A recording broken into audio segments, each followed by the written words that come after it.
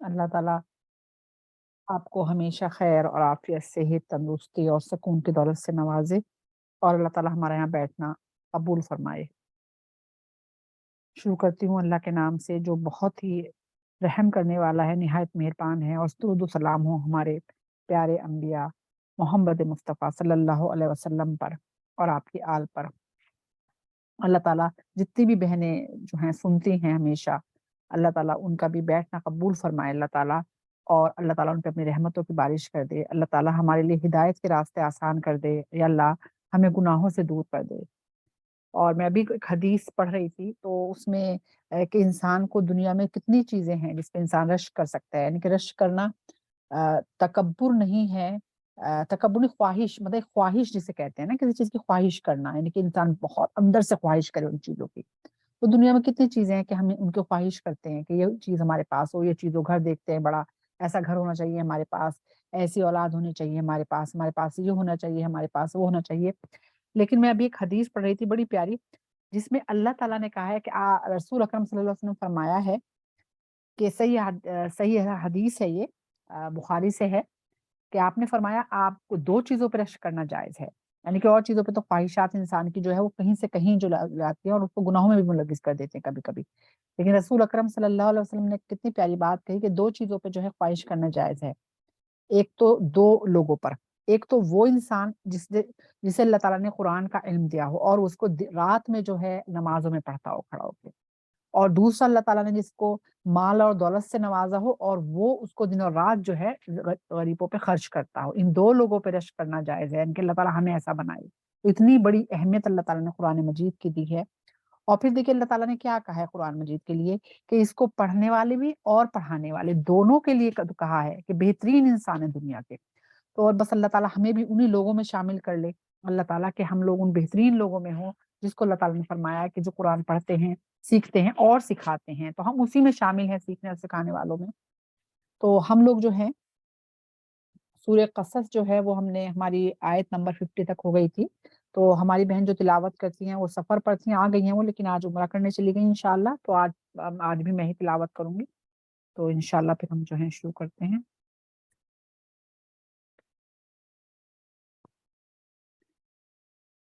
अऊज़ु बिल्लाहि मिनश शैतानिर रजीम। बिस्मिल्लाहिर रहमानिर रहीम। वलक़द वस्सलना लहुमुल क़ौल लअल्लहुम यतज़क्करून। अल्लज़ीना आतैनाहुमुल किताब मिन क़ब्लिही हुम बिही युमिनून। व इज़ा युतला अलैहिम क़ालू आमन्ना बिही इन्नहुल हक़्क़ु मिर रब्बिना इन्ना कुन्ना मिन क़ब्लिही मुस्लिमीन। उलाइका यु'तूना अजरहुम मर्रतैनि बिमा सबरू वयद्रऊन बिल हसनति सय्यअत व मिम्मा रज़क़नाहुम युनफ़िक़ून। ये जो है आज हम इंशाअल्लाह सूरह क़सस की सबसे पहले आयत नंबर हम 51 से 59 तक जो है लेंगे इंशाअल्लाह। रब्बिश्रह ली सदरी वयस्सिर ली अमरी वहलुल उक़दतम मिन लिसानी यफ़क़हू क़ौली रब्बी ज़िदनी इल्मा। अल्लाहुम्मा इन्ना अस्अलुका इल्मन नाफ़िअन व रिज़्क़न तय्यिबन व अमलन मुतक़ब्बलन। अल्लाह ताला हम सबको नफ़ा देने वाला इल्म, पाकीज़ा रिज़्क़ और कबूल होने वाले अमल जो है वो हमें इनायत फरमाए अल्लाह ताला। हमने जो पिछले हफ्ते पढ़ा था, तो हम देख रहे थे हज़रत मूसा अलैहि सलाम का किस्सा चल रहा था और फिर रसूल अकरम सल्लल्लाहु अलैहि वसल्लम का भी किस्सा आया, और यहाँ पर ईमान वालों से जो है बात हुई और मुशरिकीन से जो है शुरू हुई, और ये कहा गया कि जिस किताब को तुम और जिन नबियों को तुम जादूगर कहते हो, तो उन जैसी एक किताब तो लाकर दिखाओ जो अल्लाह ताला ने इन नबियों के ऊपर, इन अंबिया के ऊपर जो किताब नाज़िल की है, यानी कि कुरान है, तौरात है, इंजील है, और अगर तुम वाक़ई सच्चे हो کہ یہ کتاب جو ہے انسانوں کی خود ساختہ کتاب ہے، تو تم ایک آیت بھی اس کی طرف سے اپنی طرف سے جو لا کر دو۔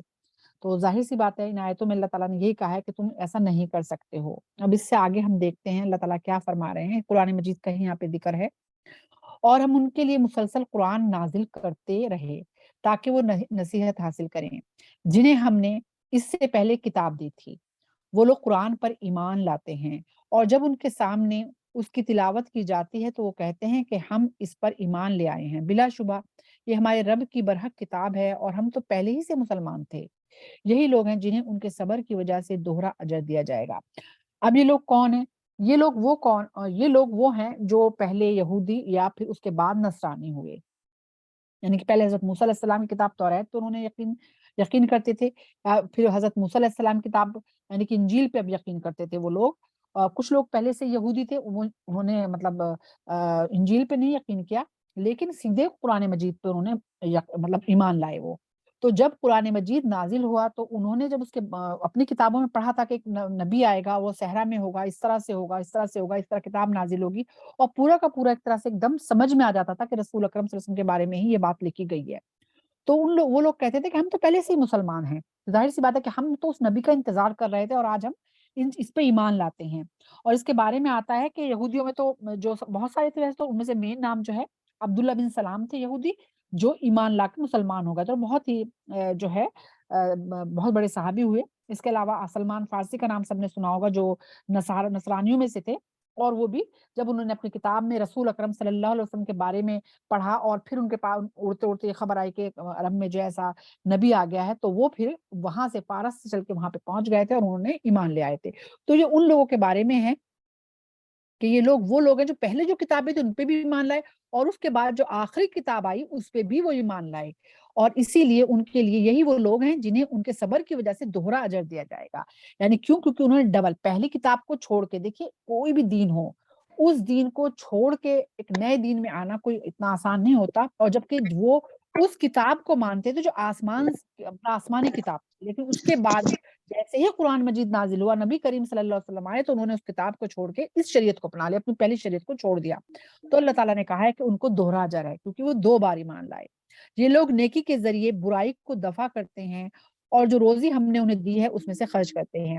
لیکن نیکی کے ذریعے برائی کو دفع کرنا، اس کا کیا مطلب ہے؟ دیکھیں اس کا مطلب یہ ہے کہ ہر انسان غلطی تو ہر انسان کرتا ہے، لیکن کچھ لوگ دیکھیں انسان سے غلطی ہو جائے تو توبہ استغفار تو کرے گا، لیکن مین چیز کیا ہے کہ جو وقت وہ برائی میں لگا رہا ہے تو وہ اس کو نیک کاموں میں لگانا چاہیے اس کے بعد، یعنی کہ نیکی کے ذریعے برائی کو ختم کرنے کے۔ ایک وقت انسان اس وقت اپنے کسی اور کام میں لگا ہے، یعنی کہ برائی کے کاموں میں لگا ہے، لیکن اب وہ وقت نیکی کاموں میں لگانے لگے، یعنی کہ نیکی کے ذریعے جو وہ اپنی برائی کو ختم کرتا ہے۔ اور پھر دوسری چیز وہ کیا کرتا ہے، یہی نہیں کرتا خالی، اگر اس سے غلطی ہو جاتی ہے تو نیکی کے کام بھی کرتا ہے، دوسرے جو اللہ نے رزق دیا ہے اس کو، جو نعمتیں دی ہیں اس کو، اسے اللہ کی راہ میں خرچ کرتا ہے، کیونکہ اس سے اللہ تعالیٰ راضی ہوتا ہے، اللہ کا غصہ جو ہے وہ اس سے ٹھنڈا ہوتا ہے صدقہ اور خیرات کرنے سے۔ تو یہاں پہ صدقہ اور خیرات کرنے کا ذکر ہے، اور دوسرے غلطی ہونے کے بعد اس کو دور کرنے کے لیے نیک عمل کرنے کا یہاں پہ ذکر ہے۔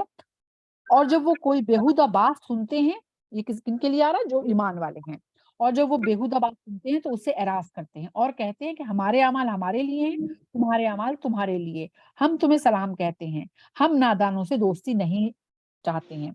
اب دیکھیے بیہودہ بات کون سی ہوتی ہے؟ وہ کسی کا یہ کھلا ہوا ہے، کیا کہتے ہیں، میوٹ کر لیجیے مائک، آوازیں آ رہی ہیں ان کی۔ اچھا، بیہودہ باتیں یعنی کہ جو لوگ جو ہے مطلب جیسے کہتے ہیں نا الٹی سیدھی باتیں، گناہ والی باتیں، جیسے کہ جاہلانہ باتیں، لغو سے بھری ہوئی باتیں، اور جس کے اندر جو ہے وہ فحاشی ہوتی ہے، جو لوگ وہ باتیں کرتے ہیں تو جو ایمان والے ہوتے ہیں وہ اس طرف نہیں جاتے، وہ ان سے اعراض یعنی کہ اگنور کرتے ہیں۔ یہ سب طرح کی باتیں ہو جاتی ہیں، وہ بھی باتیں ہوتی ہیں جو انسان کسی کو ٹیز کرنے کے لیے کرتا ہے، اور وہ باتیں بھی ہوتی ہیں کسی کا یہ کھلا ہے۔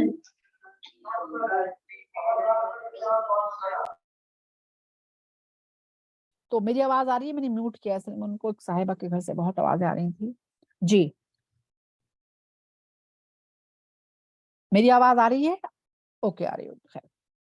تو جب وہ کوئی بیہودہ بات سنتے ہیں، وہ چاہے ان کو ٹیز کرنے کے لیے کی گئی ہو یا پھر بیہودہ یعنی کہ لغو قسم کی بات، جیسے فحاشی والی بات ہوتی ہے، تو وہ اسے اگنور کرتے ہیں اور ان کو خاموشی سے وہ گزر جاتے ہیں۔ کیونکہ دیکھیے جو آدمی ایسی باتیں کر رہا ہوتا ہے، چاہے ٹیز کرنے کے لیے کر رہا ہو کسی کو یا اور بات چاہے بیہودہ باتیں کر رہا ہو، تو وہ خود تو گنہگار ہوتا ہی ہے، لیکن جو لوگ سن رہے ہوتے ہیں وہ بھی اس گناہ میں شامل ہو جاتے ہیں۔ لیکن جو ایمان والے ہوتے ہیں وہ اس سے نہ وہ کرتے، اور اگر کوئی کر رہا ہوتا ہے تو ان سے بھی کہتے ہیں بھائی تمہارے اعمال تمہارے لیے، ہمارے لیے، ہمارے اعمال تو برباد نہ کرو۔ اور پھر وہ ایسے لوگوں سے دوستی بھی نہیں رکھتے جن لوگوں کا کام ہی جو ہے وہ لغو باتیں کرنا ہوتا ہے، اور بہت سے لوگوں نے تو فیشن سمجھ لیا اس طرح کی باتیں کرنا۔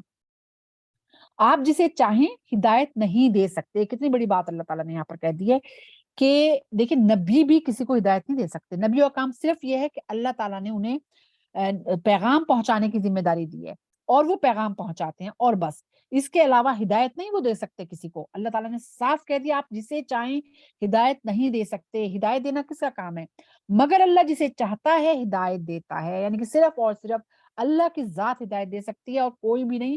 عام طور پہ جو ہے لوگ تو بڑے پیر اولیاء کو مانتے ہیں، تو نبی کے لیے کہہ دی گئی کہ نبی بھی ہدایت نہیں دے سکتے، اور وہ ہدایت قبول کرنے والوں کو خوب جانتا ہے۔ اور مشرکین مکہ کہتے ہیں کہ اگر ہم تمہارے ساتھ دین اسلام کی پیروی کرنے لگیں گے تو ہمیں ہماری سرزمین سے اچک لیا جائے گا۔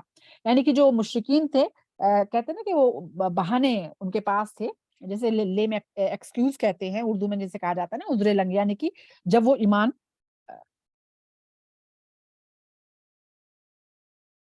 جی ایک صاحبہ لے رہی ہیں کہ اس میں جو غیبت بالکل ٹیز کرنے میں ہر چیز آ جاتی ہے، زبان کے گناہ سارے گناہ اس میں آ جاتے ہیں۔ مین جو الفاظ یہاں پہ ہیں بیہودہ اور لغو بات، بیہودہ بات، تو اس میں ساری چیز آ جاتی ہے جو بھی زبان کے گناہ ہیں۔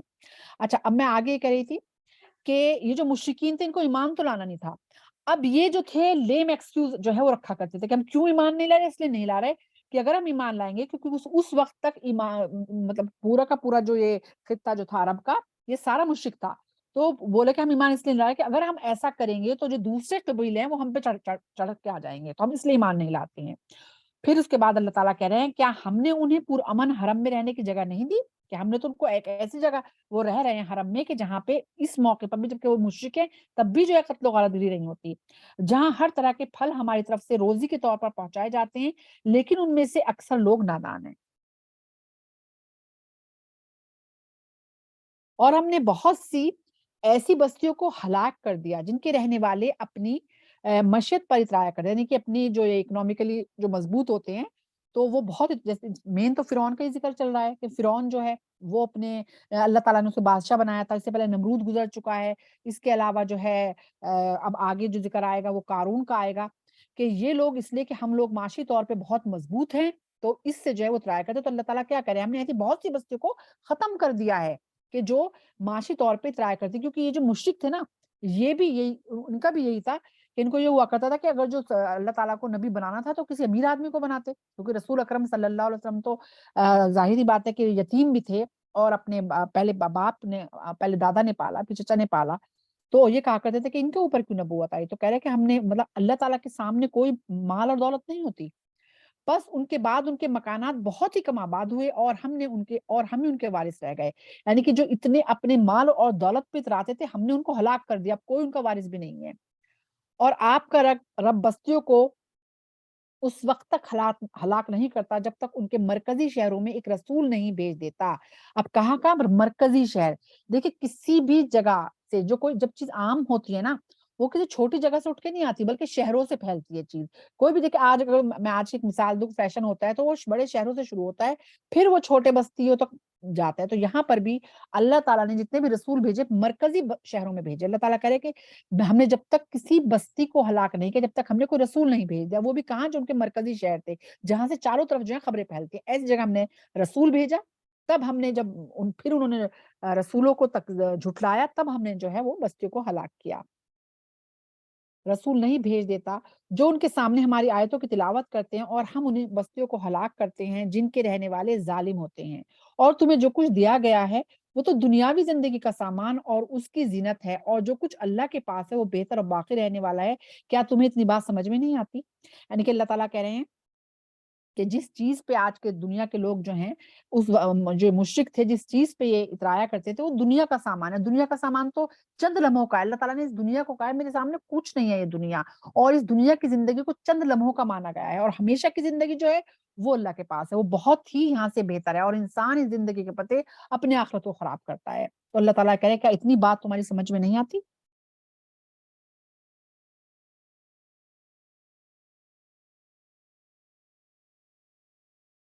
یہ ہمیں انہوں نے ہینڈ سب کیوں کیا ہوا ہے؟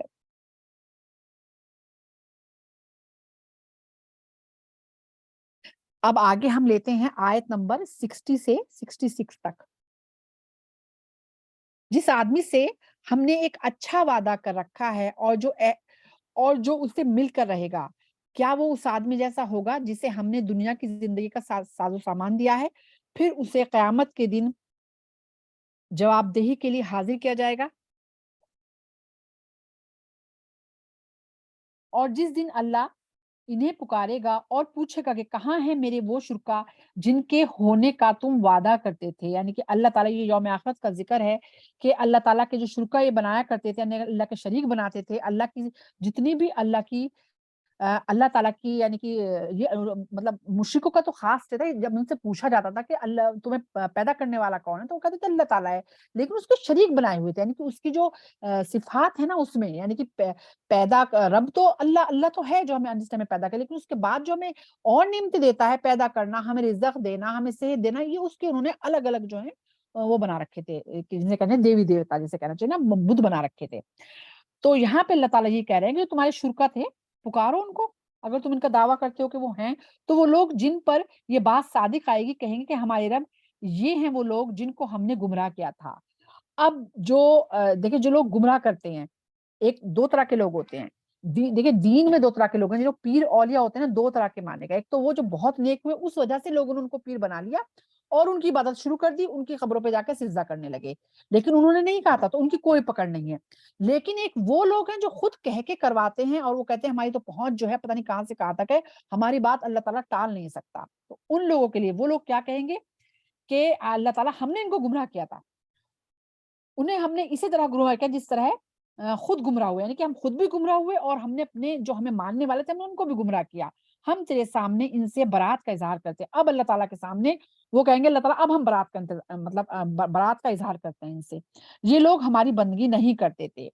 دیکھیے کیوں کہا انہوں نے کہ ہماری بندگی نہیں کرتے, اس لیے کہ دیکھیں بات تو اللہ تعالیٰ کی طرف سے بھی آئی تھی, قرآن مجید بھی آیا ہوا ہے, توریت بھی آئی, انجیل بھی آئی, تو انہوں نے ہماری بات کیوں مانی؟ یعنی کہ اگر ہم نے یعنی کہ بت پرستی سکھائی ہے, ہم نے شرک سکھایا ہے, تو انہوں نے شرک کیوں کیا؟ قرآن بھی آیا تو قرآن کی بات کیوں نہیں مانی؟ تو اس کا مطلب وہ اپنے خواہشات سے سب کچھ کر رہے تھے, ہمارے کہنے سے نہیں کر رہے تھے. اور مشرکوں سے کہا جائے گا کہ تم لوگ اپنے شریکوں کو پکارو, تو وہ انہیں پکاریں گے لیکن ان کی پکار کا کوئی جواب نہیں دیں گے, اور جب اپنی آنکھوں سے عذاب کو دیکھ لیں گے تو کہیں گے کہ اگر انہوں نے دنیا میں راہ ہدایت کو اپنایا ہوتا تو آج یہ دن نہ دیکھنا پڑتا. اب جو لوگ مشرک ہیں وہ اللہ تعالیٰ کے پاس جب ہوں گے, اور جن کو انہوں نے شریک بنایا ہوگا اللہ تعالیٰ کو, وہ بھی برات کا اظہار کر دیں گے کہ ہم نے نہیں کہا تھا, ہم نے نہیں کہا تھا. اور اگر ہم نے کہا بھی تھا تو اللہ تعالیٰ کی طرف سے بھی ہدایت آ رہی تھی, اللہ تعالیٰ کی طرف سے بھی قرآن مجید آیا تھا, اللہ تعالیٰ کی طرف سے بھی نبی آ رہے تھے, تو ان کی بات کیوں نہیں مانی؟ تو تب یہ لوگ جب اپنے سامنے جو ہے عذاب کو دیکھ لیں گے, اور جب اپنے شرکا کو پکاریں گے وہ بھی نہیں آئیں گے, تو پھر ان کا کیا حال ہوگا؟ اور جس دن اللہ تعالیٰ انہیں پکارے گا اور پوچھے گا کہ تم نے دنیا میں رسولوں کو کیا جواب دیا تھا, اس دن انہیں کوئی بات سمجھ نہیں آئے گی, اور ایسے گمسم ہوں گے کہ آپس میں بھی ایک دوسرے سے کوئی بات نہیں پوچھیں گے. یعنی کہ یہ حال ہو جائے گا جیسے کہتے ہیں نا انسان سکتے میں آ جاتا ہے, یعنی کہ جو چیز رسول کہا کرتے تھے کہ یوم آخرت میں یہ چیز ہوگی, یہ چیز سب کچھ ان کو سامنے نظر آئے گی, تو اب ان کا حال یہ ہوگا کہ ان کی زبان گنگ ہو جائے گی, وہ ایک الفاظ جو ہے وہ نکال نہیں سکیں گے اپنے منہ سے. مگر اس دنیا میں جو شخص اپنے گناہوں سے توبہ کرے گا اور ایمان لائے گا اور عمل صالح کرے گا تو امید کی جاتی ہے کہ وہ فلاح پانے والوں میں سے ہوگا. سبحان اللہ, اللہ تعالیٰ بہت محبت کرتا ہے اپنے رب سے. اب پہلے تو مشرکوں کا ذکر چل رہا تھا کہ وہ مشرک جو شریک کرتے ہیں اللہ تعالیٰ کا, اور اسی حال میں ان کی موت بھی آ جاتی ہے, اور جب اللہ کے پاس پہنچے گا تو ان کا کیا حال ہوگا. اب یہاں پہ کیا ہے, یہاں پہ اللہ تعالیٰ فرما رہے ہیں مگر اس دنیا میں جو شخص اپنے گناہوں سے توبہ کرے گا. دیکھیے رسول اکرم صلی اللہ علیہ وسلم نے بھی فرمایا ہے کہ کوئی انسان ایسا نہیں جس نے خطا نہ کی, اور انسان خطا کار ہے, لیکن بہترین خطا کار وہ ہے جو توبہ کر لے, جس نے توبہ کی وہ ایسا ہے جیسے اس نے کبھی گناہ کیا ہی نہیں ہے. سبحان اللہ سبحان اللہ. اللہ اتنی محبت کرتا ہے اور توبہ کرنے والوں کو تو اللہ تعالیٰ فوراً اس کی دعا قبول کرتا ہے. تو اسی لیے اللہ تعالیٰ کہہ رہے ہیں کہ جو شخص گناہوں سے توبہ کر لے گا اور ایمان لائے گا اور پھر عمل صالح کرے گا تو امید کی جاتی ہے کہ وہ فلاح پانے والوں میں سے ہوگا.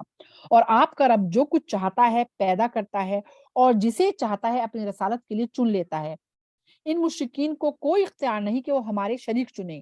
اللہ تمام عیوب سے پاک ہے اور مشرکوں کو یہ شرک سے بلند اور بالا ہے.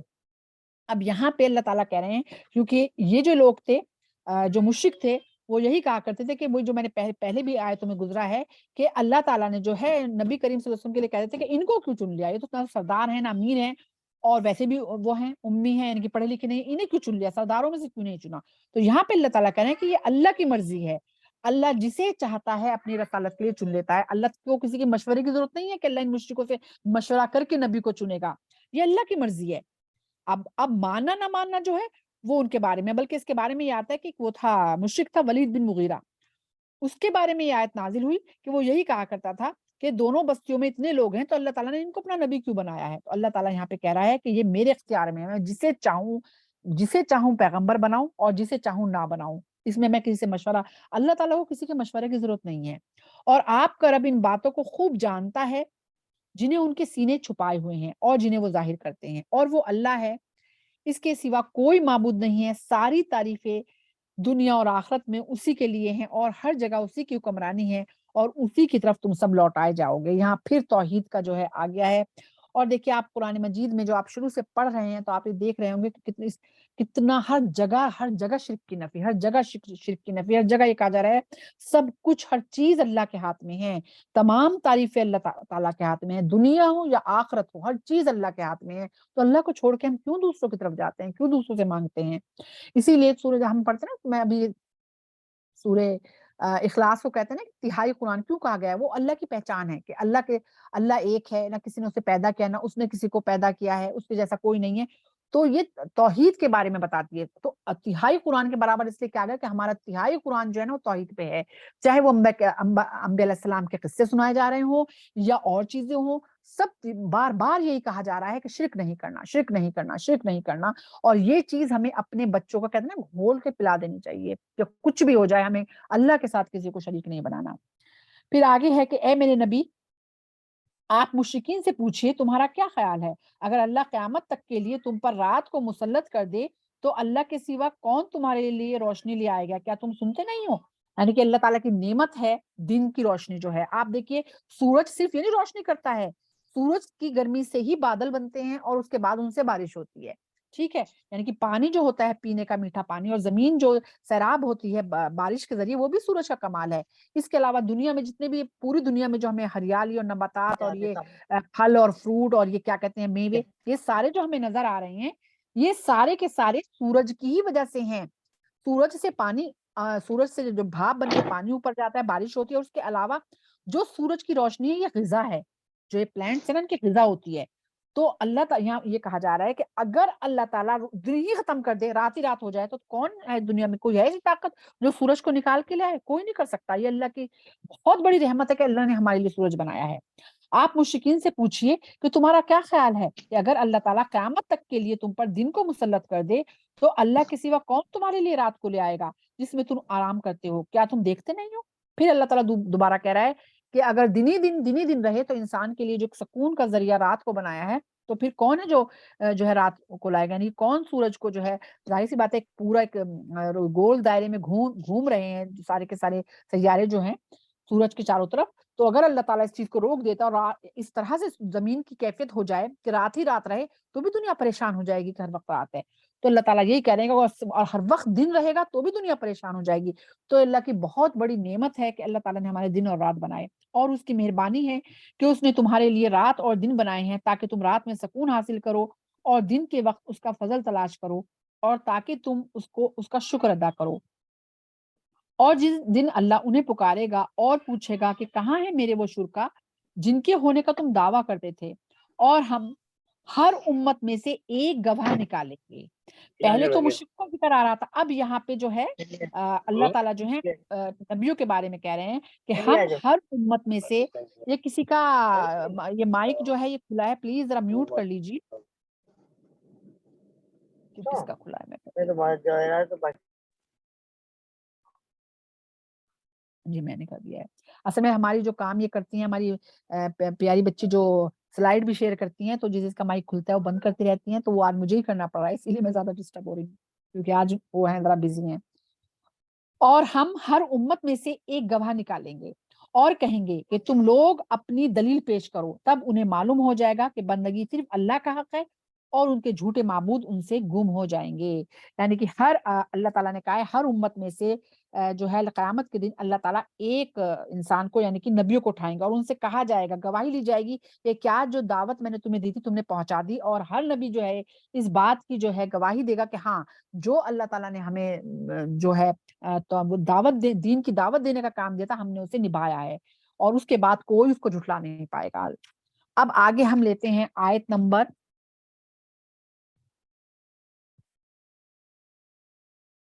7. یہ ہم نے لیا ہے 75 تک.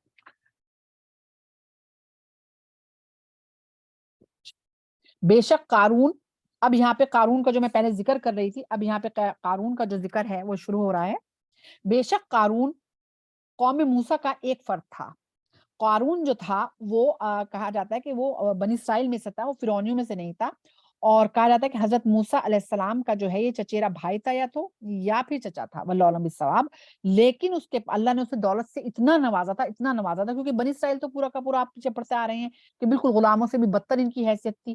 لیکن اللہ تعالیٰ نے قارون جو تھا اس کو بہت زیادہ نوازا تھا. بنی اسرائیل تھا لیکن بہت دولت سے نوازا تھا، انتہا سے زیادہ. تو وہ اپنے آپ کو اسے تکبر میں مبتلا ہو گیا اور وہ بنی اسرائیلیوں کو اپنے سامنے کچھ نہیں سمجھتا جبکہ اسی کی قوم سے تھا اور فرعونیوں میں کے ساتھ رہتا تھا اور اپنے آپ کو فرعون کی طرح ہی سمجھتا تھا.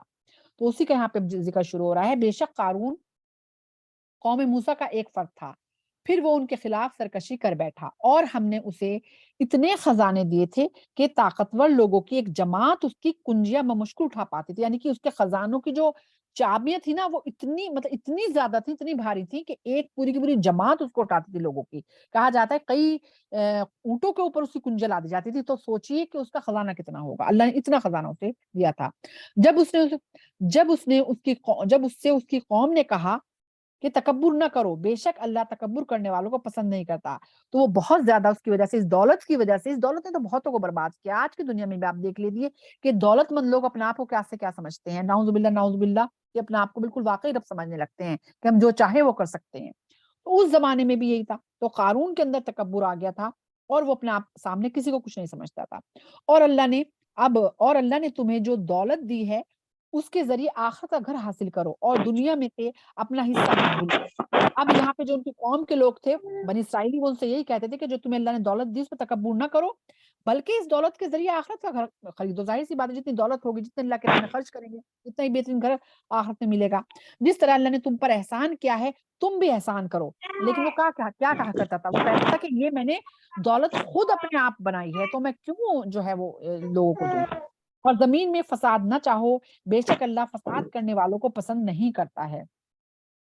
اس نے کہا کہ یہ مال اور جائیداد مجھے اپنے علم اور صلاحیت کے ذریعے ملی ہے. یعنی کہ وہ کیا کہتا ہے، اور آج بھی بہت سے لوگوں کو جو اللہ تعالیٰ نے اگر نعمتیں دی ہیں، مال دیا ہے، دولت دی ہے، علم دیا ہے، حسن و جمال دیا ہے یا اچھے خاندان میں پیدا کیا ہے، تو انسان یہ سوچتا ہے کہ یہ سب چیزیں میں نے خود کمائی ہیں. بہت سے لوگوں کو آپ نے سنا ہوگا نا، کہتے ہیں سیلف میڈ ہیں، ہم نے خود اپنے آپ سب کچھ کیا ہے، ہم نے خود پڑھ لکھ کے بنے. ارے بھائی، یا بزنس مین ہوتے ہیں بڑے بڑے کہ ہم نے تو یہاں سے شروع کیا تھا اور ہم نے خود اپنی محنت سے ہم بنے ہیں، ہم خود بنے. خود کوئی نہیں بنتا. دیکھیے ہر بزنس مین محنت کرتا ہے لیکن یہ اللہ کی مرضی ہے، اللہ کسی کو نوازتا ہے کسی کو نہیں نوازتا. ایسی ہر آدمی جو علم حاصل کرنے جاتے ہیں، جو اسٹوڈنٹ ہیں یا دین کا علم حاصل کرتے ہیں، ہر کوئی محنت کرتا ہے لیکن کسی کو اللہ تعالیٰ بہت نوازتا ہے اور کسی کو نہیں نوازتا ہے. تو یہ اللہ کے ہاتھ میں ہے. تو اس کو بھی یہی تکبر تھا. وہ کہتا تھا یہ سب کچھ میں نے خود حاصل کیا ہے. کیا اسے یہ بات معلوم نہیں تھی کہ اللہ نے اس سے پہلے بہت سی ایسی قوموں کو ہلاک کر دیا جو اس سے زیادہ طاقتور اور زیادہ مال و جائیداد والی تھی، اور مجرموں سے ان کے گناہوں کے بارے میں نہیں پوچھا جائے گا۔ اب یہاں پہ کیوں کہا گیا نہیں پوچھا جائے گا؟ کہ یہاں پہ اللہ تعالیٰ کہہ رہے ہیں کہ ہم نے تو اس سے پہلے قوم عاد، قوم سمود اور کتنی قوموں کو جو ہے ختم کیا ہے، تو کس بنا پہ جو ہے یہ طاقت کرے؟ ایک لمحہ لگتا ہے اللہ کو ختم کرنے میں، کن اور فیکون اور بس۔ اور پھر اللہ تعالیٰ کہہ رہے ہیں کہ وہاں پہ کوئی مشورہ نہیں کیا جائے گا گناہ گاروں سے کہ تمہیں کیا سزا دی جائے، ان سے نہیں پوچھا جائے گا، ان کے گناہوں کی سزا اللہ تعالیٰ جو ہے لمحے میں دے دے گا۔ بس وہ لوگ بس وہ ایک دن اپنی قوم کے سامنے اپنے پورے یعنی کہ جو اس کے پاس وہ تھی نا کیا کہتے ہیں، پورے کا پورا کا مال و دولت جو تھی اس کے ساتھ نکلا، تو جو لوگ دنیاوی زندگی کے مطلب خواہش مند تھے، انہوں نے کہا کہ اے کاش ہمارے پاس بھی ویسی ہی جائیداد ہوتی جیسے قارون کو دی گئی ہے۔ یعنی کہ بہت سے لوگوں کے اندر دکھاوے کا شوق ہوتا ہے نا، یہ کہتے ہیں نا کہ اپنا اپنا جو اللہ تعالیٰ نے دیا ہے اس کی قدر وہ کہتے ہیں شو آف کرنا، شو آف کرتے ہیں کہ ارے ہمارے پاس تو ایسی گاڑی ہے اور ہم تو اپنی گاڑیوں بدل دیتے ہیں۔ آج کے زمانے کی بات کر رہی ہوں، ہمارے پاس تو یہ آج بھی ایسے لوگ ہیں۔ تو اسی طرح سے قارون کے نے بھی یہی کیا کہ اس نے اپنا پورے کی پورے جو اس کی مال دولت تھی اس کی باقاعدہ ایک نمائش لگائی کہ لوگ دیکھیں آ کے کہ میں کتنا دولت مند ہوں، اور وہ یہ نہیں کہتا تھا کہ میرے رب نے مجھے نوازا ہے، میں نے کتنا کمایا ہے، اس کا یہ کہنا تھا۔ ٹھیک ہے، تو لوگ جب جو دنیا کو چاہنے والے تھے وہ اس کی دولت دیکھ کے ان کی آنکھیں پھٹی کی پھٹی رہ گئی، وہ کہنے لگے کہ کتنی قسمت والا ہے، اللہ نے اسے کتنا نوازا ہے۔ اور آج بھی دیکھیے، بلکہ میں کہتی ہوں جو لوگ بہت شو آف کرتے ہیں نا، بہت زیادہ وہ اپنے لیے حاصل اکٹھے کرتے ہیں۔ جب انسان بتائے مجھے یہ ہے، میرے پاس یہ ہے، میرے پاس یہ ہے، میں تو یہ چاہوں تو یہ کر دوں، اور میری اولاد اتنی کامیاب، جب بہت زیادہ لوگوں کے سامنے ذکر کرو جن کے پاس وہ آسائشیں نہیں ہیں، تو انسان فالتو میں اپنے لیے ایک حسد پیدا کرتے ہیں، کیونکہ دوسروں کے اندر بھی حسد پیدا ہوتی ہے اس سے۔ تو اسی لیے نعمتوں کا بہت زیادہ بڑھ چڑھ کے جو ہے نا انسان کو دکھاوا نہیں کرنا چاہیے۔ اور جو لوگ علم والے تھے انہوں نے کہا، اب یہ تو بے علم والے جو دنیا کی چاہت رکھتے تھے انہوں نے تو کہا کہ اللہ نے کیسا نوازا ہے، کاش کہ اللہ تعالیٰ ہمیں بھی اتنا نوازتے۔ لیکن جو علم والے تھے انہوں نے کہا کہ تمہارے حال پر افسوس ہے، اللہ کا ثواب زیادہ بہتر ہے اس شخص کے لیے جو ایمان لائے اور عمل صالح کرے۔ یعنی کہ یہ جو دنیا کی دولت ہے نا، کچھ نہیں ہے، ایمان سے بڑھ کے کوئی دولت نہیں ہے، سب سے بڑی دولت ایمان کی ہے۔ تو وہ یہی کہہ رہے ہیں، نوکر افسوس ہے ان لوگوں کے عقل پہ کہ اس مال و دولت کو بڑا سمجھ رہے ہیں، اور یہ چیز صرف صبر کرنے والوں کو ہی حاصل ہوتی ہے۔ یعنی کہ مال و دولت کی کسی کو دیکھے اور انسان اس کی چاہت نہ کرے، یہ بہت صبر کا کام ہے۔ بہت دوسروں کی چیزیں دیکھ کے انسان کے اندر خواہش تو پیدا ہوتی ہے کہ ہمارے پاس بھی ہوتا کاش، جبکہ کیا کہا گیا ہے کہ دنیا میں اپنے سے نیچے لوگوں کو دیکھو، اوپر والوں کو نہ دیکھو، اور دین میں اپنے سے اوپر والوں کو دیکھو کہ وہ کتنا زیادہ تقویٰ کرنے والا ہے، اللہ کے کتنا نزدیک ہے، کتنا اچھے اخلاق کا آدمی ہے، کتنی عبادت کرنے والا ہے، کتنا عبادت گزار ہے یہ۔ اور دنیا میں اپنے سے نیچے والے لوگ، لیکن ہم الٹا کرتے ہیں۔ ہم کیا کرتے ہیں؟ دنیا میں تو ہمیشہ اوپر والوں کو دیکھتے رہتے ہیں، اس کے پاس کتنا ہے، اس کا گھر کیسا ہے، وہ کتنا امیر ہے، کتنی مال ہے، کتنی دولت ہے، کیسا ہے، کتنا اللہ نے عہدہ دیا ہے، اور دین میں اپنے سے نیچے والوں کو چلو کم سے کم نماز تو پڑھتے ہیں ہم، جبکہ یہ چیز غلط ہے۔ تو یہاں پر بھی یہ کہا جائے صبر کا کام ہے، لیکن جو عقل والے ہیں وہ لوگ جو ہیں صبر کرتے ہیں، وہ دنیا کی چیزیں دیکھ کے ان پہ لالچ نہیں کرتے۔ بس ہم نے اسے اور اس کے گھر والوں کو زمین میں دھسا دیا۔ قارون کو کیا کیا کہ اس کو بالکل زمین میں جو ہے اللہ تعالیٰ نے دھسا دیا۔ اس کے بارے میں نبی کریم صلی اللہ علیہ وسلم نے بھی فرمایا ہے کہ ایک آدمی تکبر کی وجہ سے اپنی چادر زمین پر گھسیٹ رہا تھا۔ یعنی کہ جو ایک قارون تھا، اس وقت لوگ اونچے وہ پہنا کرتے تھے، جیسے کہ آج بھی جو ہے مسلمانوں کے لیے نا کہ یہ اپنے ٹخنے کھلے رہنے چاہیے، اس وقت بھی یہی تھا۔ لیکن وہ تکبر میں، ایک ہوتا ہے کہ ویسے ہی کسی کے نیچے ہو گئے، وہ تکبر میں زمین پہ جو ہے کپڑا اپنا لپیٹ مطلب گھستا گھستا کے چلا کرتا تھا۔ تو اس کے بارے میں حدیث ہے کہ اپنی چادر زمین میں گھسیٹ رہا تھا، تو اللہ تعالیٰ نے اسے زمین میں دھسا دیا، اور قیامت تک زمین میں دھستا چلا جائے گا۔ یعنی قارون کے لیے یہ کہ وہ قیامت تک زمین میں دھستا رہے گا۔ اللہ تعالیٰ یہی کہہ رہے ہیں کہ ہم نے زمین میں اسے دھسا دیا، اور اس کی کوئی ایسی جماعت نہیں تھی جو اللہ کے مقابلے میں اس کی مدد کرتی۔ یعنی کہ جو وہ مال و دولت کی بنا پہ اس نے بہت سے چیرے چمٹے بنائے ہوئے تھے، کوئی اس کی مدد نہیں کر سکا اللہ کے مقابلے میں، اور نہ وہ آپ اپنی مدد کر سکا۔ یعنی کہ جو دولت کمائی تھی وہ دولت اسے بچا نہیں سکی، جب اللہ کا عذاب اس کے اوپر آیا تو جو اس نے وہ تکبر کرتا تھا اور جو غرور کرتا تھا، اس کی بنا پہ اللہ نے اسے دھسایا تھا۔ یعنی کہ غرور بہت بری چیز ہے، بہت ہی بری چیز ہے۔ اللہ تعالیٰ نے کہا میری چادر ہے، اور جس نے تکبر کیا اس نے میری چادر کو کھینچا، تو وہ تکبر کی بنا پہ اللہ نے اسے زمین میں دھسا دیا، کوئی چیز اس کی مدد نہیں کر سکی۔ اور جن لوگوں نے کل، یعنی کہ جب وہ اپنی نمائش لگا رہا تھا اپنے مال و دولت کی، تو کل جو تھا اس کے مرتبے کی تمنا کی تھی، کہنے لگے افسوس ہم بھول گئے تھے کہ اللہ اپنے بندوں میں سے جس کو چاہتا ہے روزی بڑھا دیتا ہے، اور جس کی چاہتا ہے تنگ کر دیتا ہے۔ اگر اللہ نے ہم پر احسان نہ کیا ہوتا تو وہ ہمیں بھی دھسا دیتا، افسوس ہم بھول گئے تھے کہ اہل کفر کامیاب نہیں ہوتے۔ یعنی کہ یہاں پر جو ہے उन लोगों ने अब उनको अकल आई और उन लोगों ने कहा कि हम भूल गए थे, अल्लाह ताला की मर्जी है, हमें नहीं पता कि देखिए अल्लाह ताला किसी को बहुत नवाजता है हर चीज और किसी को नहीं नवाजता, ये अल्लाह की मर्जी है। लेकिन ये जरूर है कि रसूल अकरम सल्लल्लाहु अलैहि वसल्लम ने फरमाया है कि जिसको जितना ज्यादा दिया जाएगा उसका हिसाब किताब भी इतना ही ज्यादा होगा, उसके लिए मुश्किल होगा, और हजारों साल पहले जो गरीब लोग होंगे वो उनका हिसाब किताब हो जाएगा और वो अपने ठिकाने चले जाएंगे, और जो अमीर होंगे उनको तो हर चीज का एक एक चीज का हिसाब देना होगा। अब आगे हम आयत नंबर 83 से 93 तक लेते हैं। वो आखिरत का घर यानी कि जन्नत, वो आखिरत का घर हम उन्हें देंगे जो सरजमीन पर अपनी बड़ाई और फसाद नहीं चाहते हैं, और आखिरत में अच्छा अंजाम अल्लाह से डरने वालों के लिए होगा। जो शख्स भलाई करेगा उसे उससे बेहतर मिलेगा, और जो बुराई करेगा तो बुरा करने वालों को उनके अमल का ही बदला दिया जाएगा। सुभान अल्लाह, अल्लाह ताला से देखिए इतनी मोहब्बत करता है। अल्लाह ताला कह रहे जो भलाई करेगा ना, अल्लाह ताला उस भलाई से कहीं ज्यादा बदला उसको देगा, और दूसरी चीज अल्लाह ताला क्या करे, जो बुरा करेगा उसको उतना ही मिलेगा जितना उसने अमल किया है। यानी कि अल्लाह की मोहब्बत है कि अगर हम जरा सी कोई कहते हैं ना कि जरा सी हमने कोई अच्छा काम किया उससे कहीं ज्यादा जरा अल्लाह ताला आखिरत में हमें देगा। लेकिन अगर कोई बुराई कर रहा है तो बुराई का इतना ही मिलेगा जितने उसने बुराई की है। ये अल्लाह की मोहब्बत है अपने बंदों से। बेशक जिस जात बरहक ने आपको तबलीग के कुरान की जिम्मेदारी सौंपी है वो आपको इस मुकाम पर पहुंचा कर रहेगा जिसका आपसे वादा किया गया है। अब ये जो आयत है इसके बारे में कहा जाता है कि ये आयत जो थी ये रसूल अकरम सल्लल्लाहु अलैहि वसल्लम जब हिजरत कर रहे थे, मदीना की तरफ जा रहे थे, उस वक्त कोई जुहफा नाम का कोई मुकाम था, ये वहां पे आयत नाजिल हुई थी। और मुफस्सरीन की 3 राय हैं इसमें। एक तो कहते हैं इसमें जो अल्फाज आया ना, इला माआद, माआद जो है कि या तो ये इसलिए कहा गया है कि क्योंकि जब आपको मक्का से हिजरत करके मदीना जाना पड़ रहा था तो आपको, क्योंकि जाहिर सी बात है कि आप पैदा वहीं हुए, 40 साल आपने वहां गुजारे, आपके आबाओ अजदाद वहां पे रहे थे, आपकी बेटियां वहां थी, तो आपको बहुत मोहब्बत थी अपने शहर से, सबसे बढ़ के खाने काबा वहां पर था।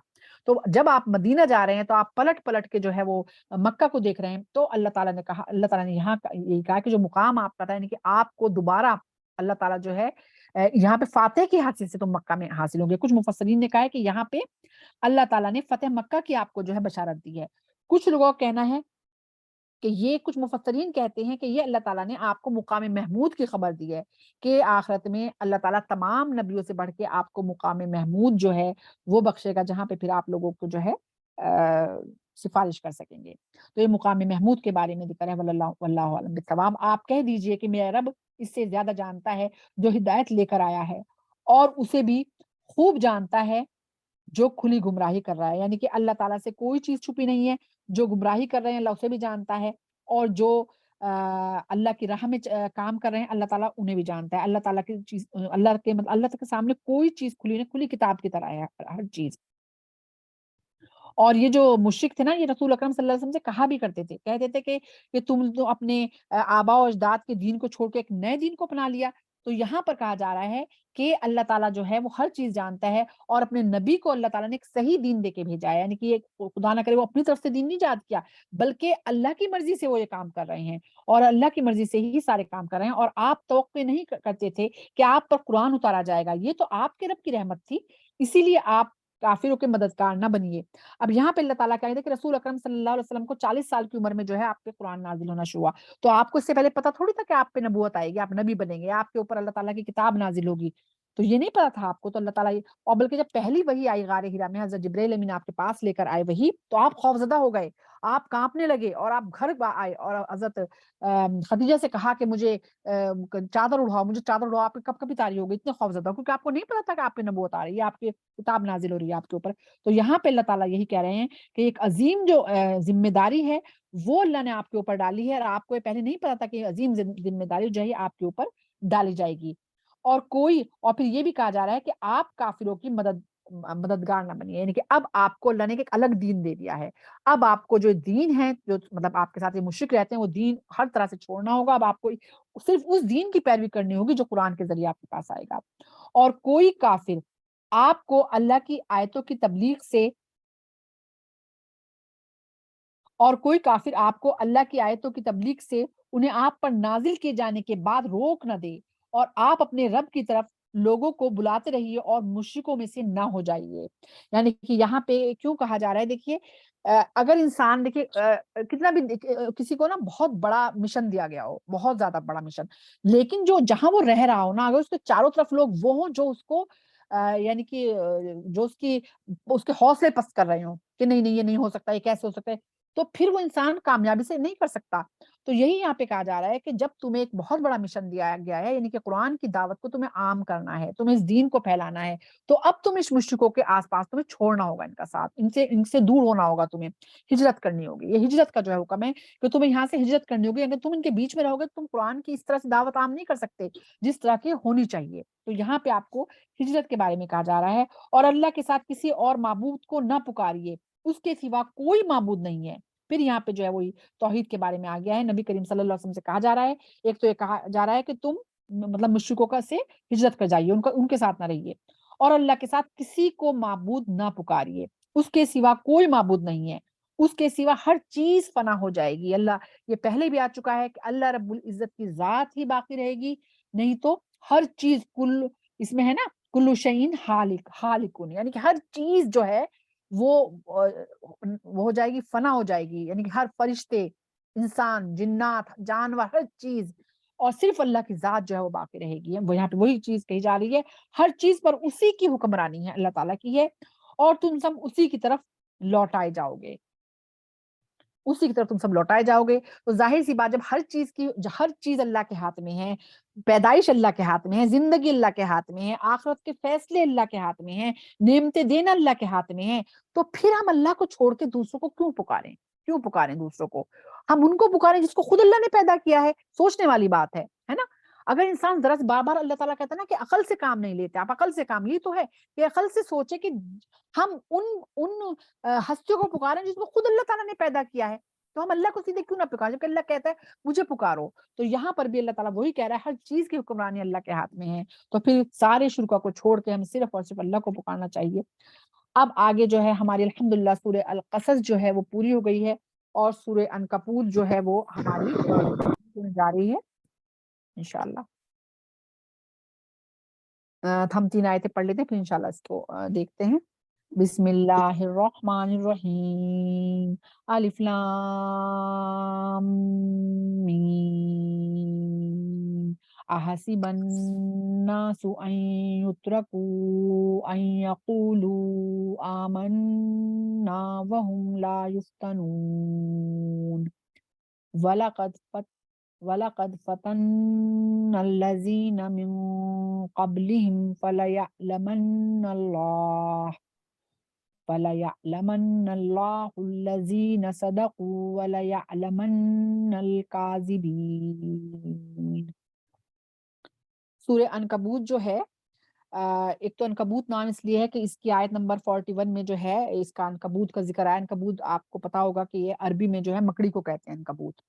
تو مکڑی کے جالے کا ذکر آیا ہے، اور مشرکوں کے جو خواہشات ہیں اس سے اس کے جالے کا جو ہے وہ تشبیہ دی گئی ہے. تو انشاءاللہ جب ہم 41 کی نمبر کی آیت پڑھیں گے تو اس کا ذکر کریں گے.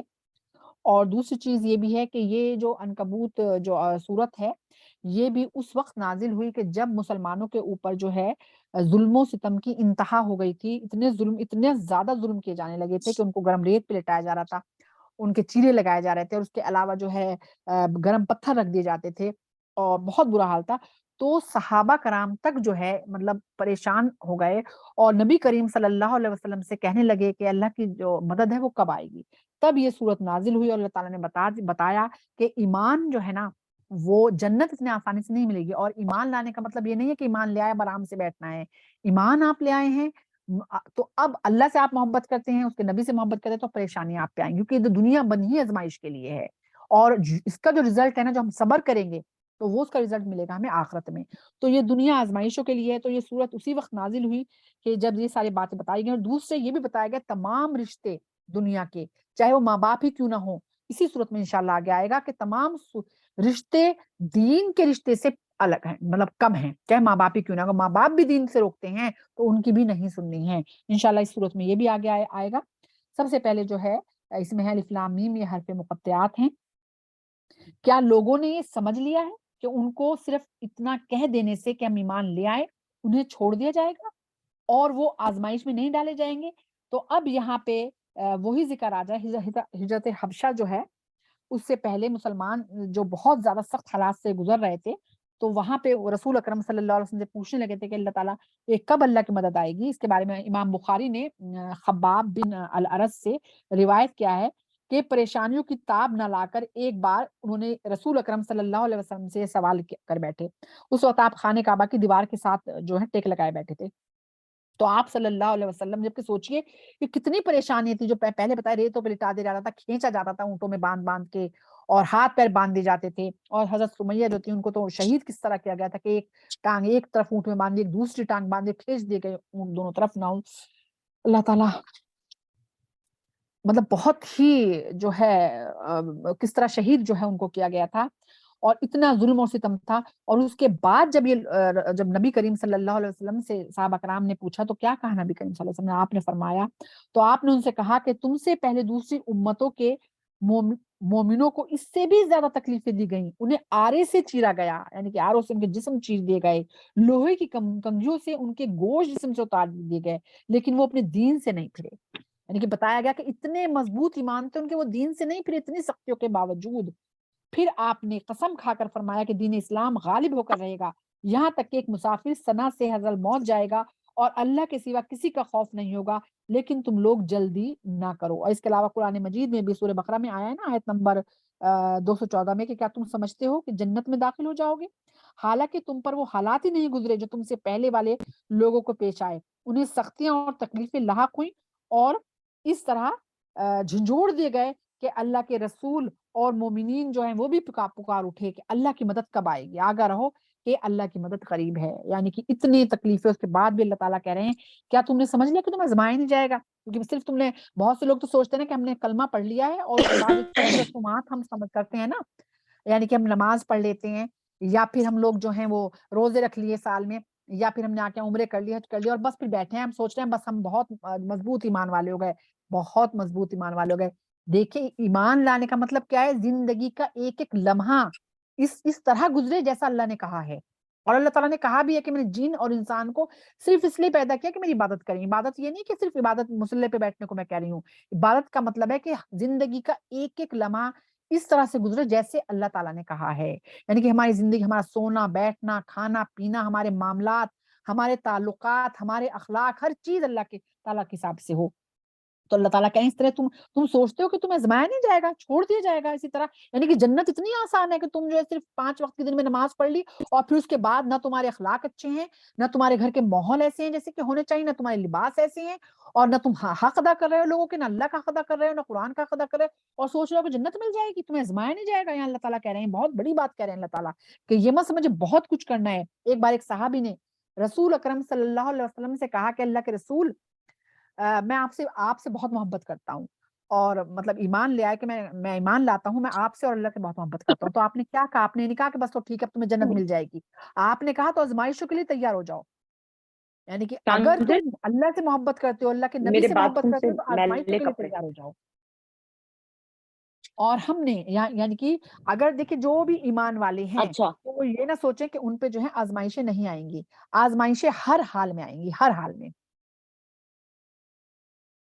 تو آج اگر مسلمانوں کے ہم حالات دیکھیں تو اس وقت کا دور ہے کہ جب رسول اکرم صلی اللہ علیہ وسلم کے زمانے میں جو ہے کتنی آزمائشیں تھیں, لیکن آج اگر ہم دیکھیں مسلمانوں پہ جو بھی آزمائشیں آ رہی ہیں تو وہ یہ نہ سوچے, خدا نہ کرے کہ دیکھیں جو صبر کریں گے اس آزمائش پر, اللہ سے جڑے رہیں گے, یہ نہیں کہ دنیا کے خوف سے جو ہے دین کو چھوڑ دیں گے, دنیا کے خوف سے اللہ تعالیٰ کو چھوڑ دیں گے, قرآن کو چھوڑ دیں گے, ایسی زندگی کو چھوڑ دیں گے جو اللہ تعالیٰ نے بتائی ہے. نہیں, بلکہ صبر کرنا ہوگا. آزمائشیں تو آئیں گی زندگی میں, ایسا نہیں ہو سکتا کہ آزمائشیں نہ آئیں. اور ہم نے ان لوگوں کو بھی آزمائش میں ڈالا تھا جو ان سے پہلے گزر چکے ہیں, پس اللہ یقیناً صادق الایمان لوگوں کو جانے گا اور انہیں بھی جانے گا جو دعویٰ ایمان میں کاذب ہیں. یعنی کہ اللہ تعالیٰ جو ہے وہ اچھی طرح جانتا ہے کہ کون مضبوط ہے ایمان میں. یعنی کہ آج کے زمانے میں, یعنی کہ اس وقت جس وقت رسول اکرم صلی اللہ علیہ وسلم تھے, اس وقت بھی اور آج بھی کون ایمان میں سچے ہیں, اللہ تعالیٰ, اللہ کو پتا ہے. ہم تو کچھ بھی نہیں چھپا سکتے اللہ تعالیٰ سے, کیونکہ ہمارے جسم کا ایک ایک حصہ جو ہے وہ گواہی دے گا ہمارے خلاف اگر ہم کر رہے ہوں گے. اور کون جھوٹا ہے, یعنی کہ صرف زبان سے جو ہے وہ کہہ رہا ہے ہاں میں مسلمان ہوں, بس اللہ کو سب پتا ہے کہ کون جھوٹا ہے اور کون سچا ہے. یا جو لوگ برائیاں کرتے ہیں وہ یہ گمان کر بیٹھے ہیں کہ وہ ہماری گرفت سے آگے بڑھ جائیں گے. کتنا برا حکم لگاتے ہیں وہ لوگ.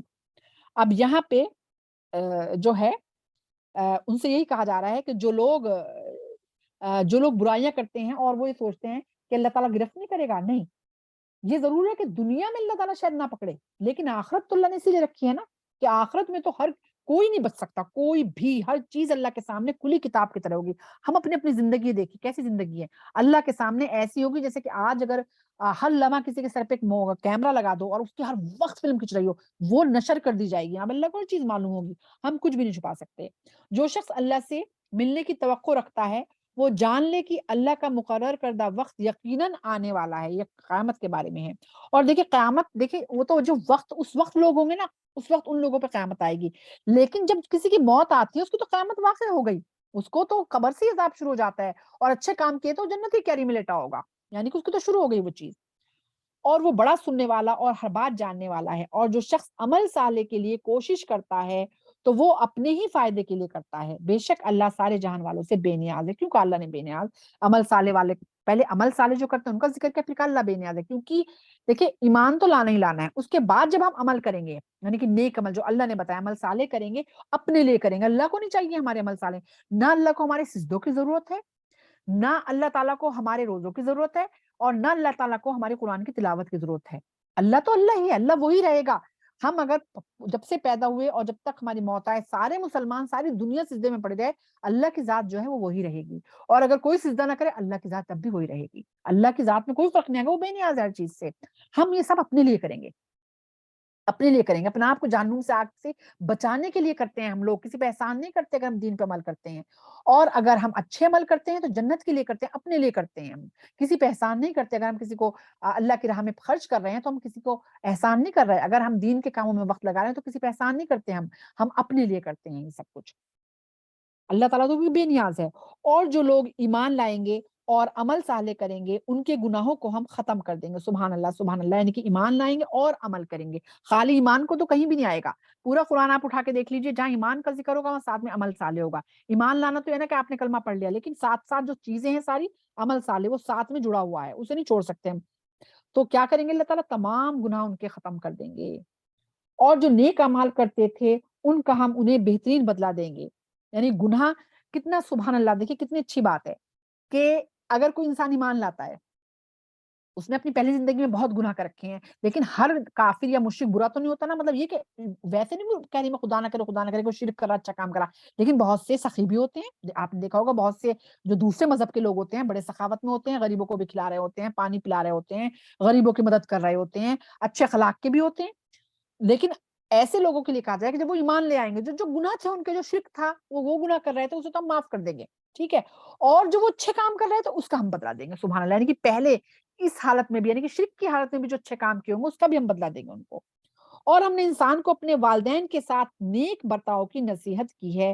اور اگر وہ دونوں تم پر، اچھا اب دیکھیں نیک پہلے بھی گزر چکا ہے نا کہ والدین کے ساتھ یہ ہے اف بھی نہ کہو. وہ دونوں یا دونوں میں سے کوئی ایک بڑھاپے کو پہنچے اور وہ تمہیں کچھ بھی کہیں تو تم اف بھی نہ کہو. اور رسول اکرم صلی اللہ علیہ وسلم نے فرمایا کہ وہ انسان بد نصیب ہے جس کی زندگی میں اس کے والدین ہو اور وہ جنت نہ کما لے ان کی خدمت کر کے. اور پھر دیکھیں اولاد کو جو ہے نا وہ رزق بتایا گیا ہے ماں باپ کے لیے. یعنی کہ وہ اس کی ریت میں ہے.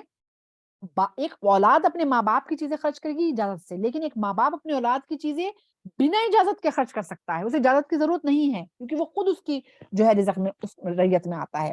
اب پہلے تو والدین کا بتایا گیا کہ کتنے حقوق ہیں. اب آگے کہ اللہ تعالیٰ کہہ رہے ہیں ہم نے انسان کو اپنے والدین کے ساتھ نیک برتاؤ کی نصیحت کی. یعنی اللہ تعالیٰ نے اپنے بعد ہر جگہ اگر انسانی رشتوں میں کسی کو حکم دیا ہے اس کے ساتھ نیک برتاؤ کرنے کا، سب سے بڑھ کے ماں باپ کا. سب کا کرنا ہے بھائی، بچوں کا بھی کرنا ہے، بیوی کا بھی کرنا ہے، بہن بھائیوں کا بھی کرنا ہے، اور تمام خونی رشتوں کا بھی کرنا ہے، پڑوسی تک کا کرنا ہے، لیکن سب سے بڑھ کے والدین کا.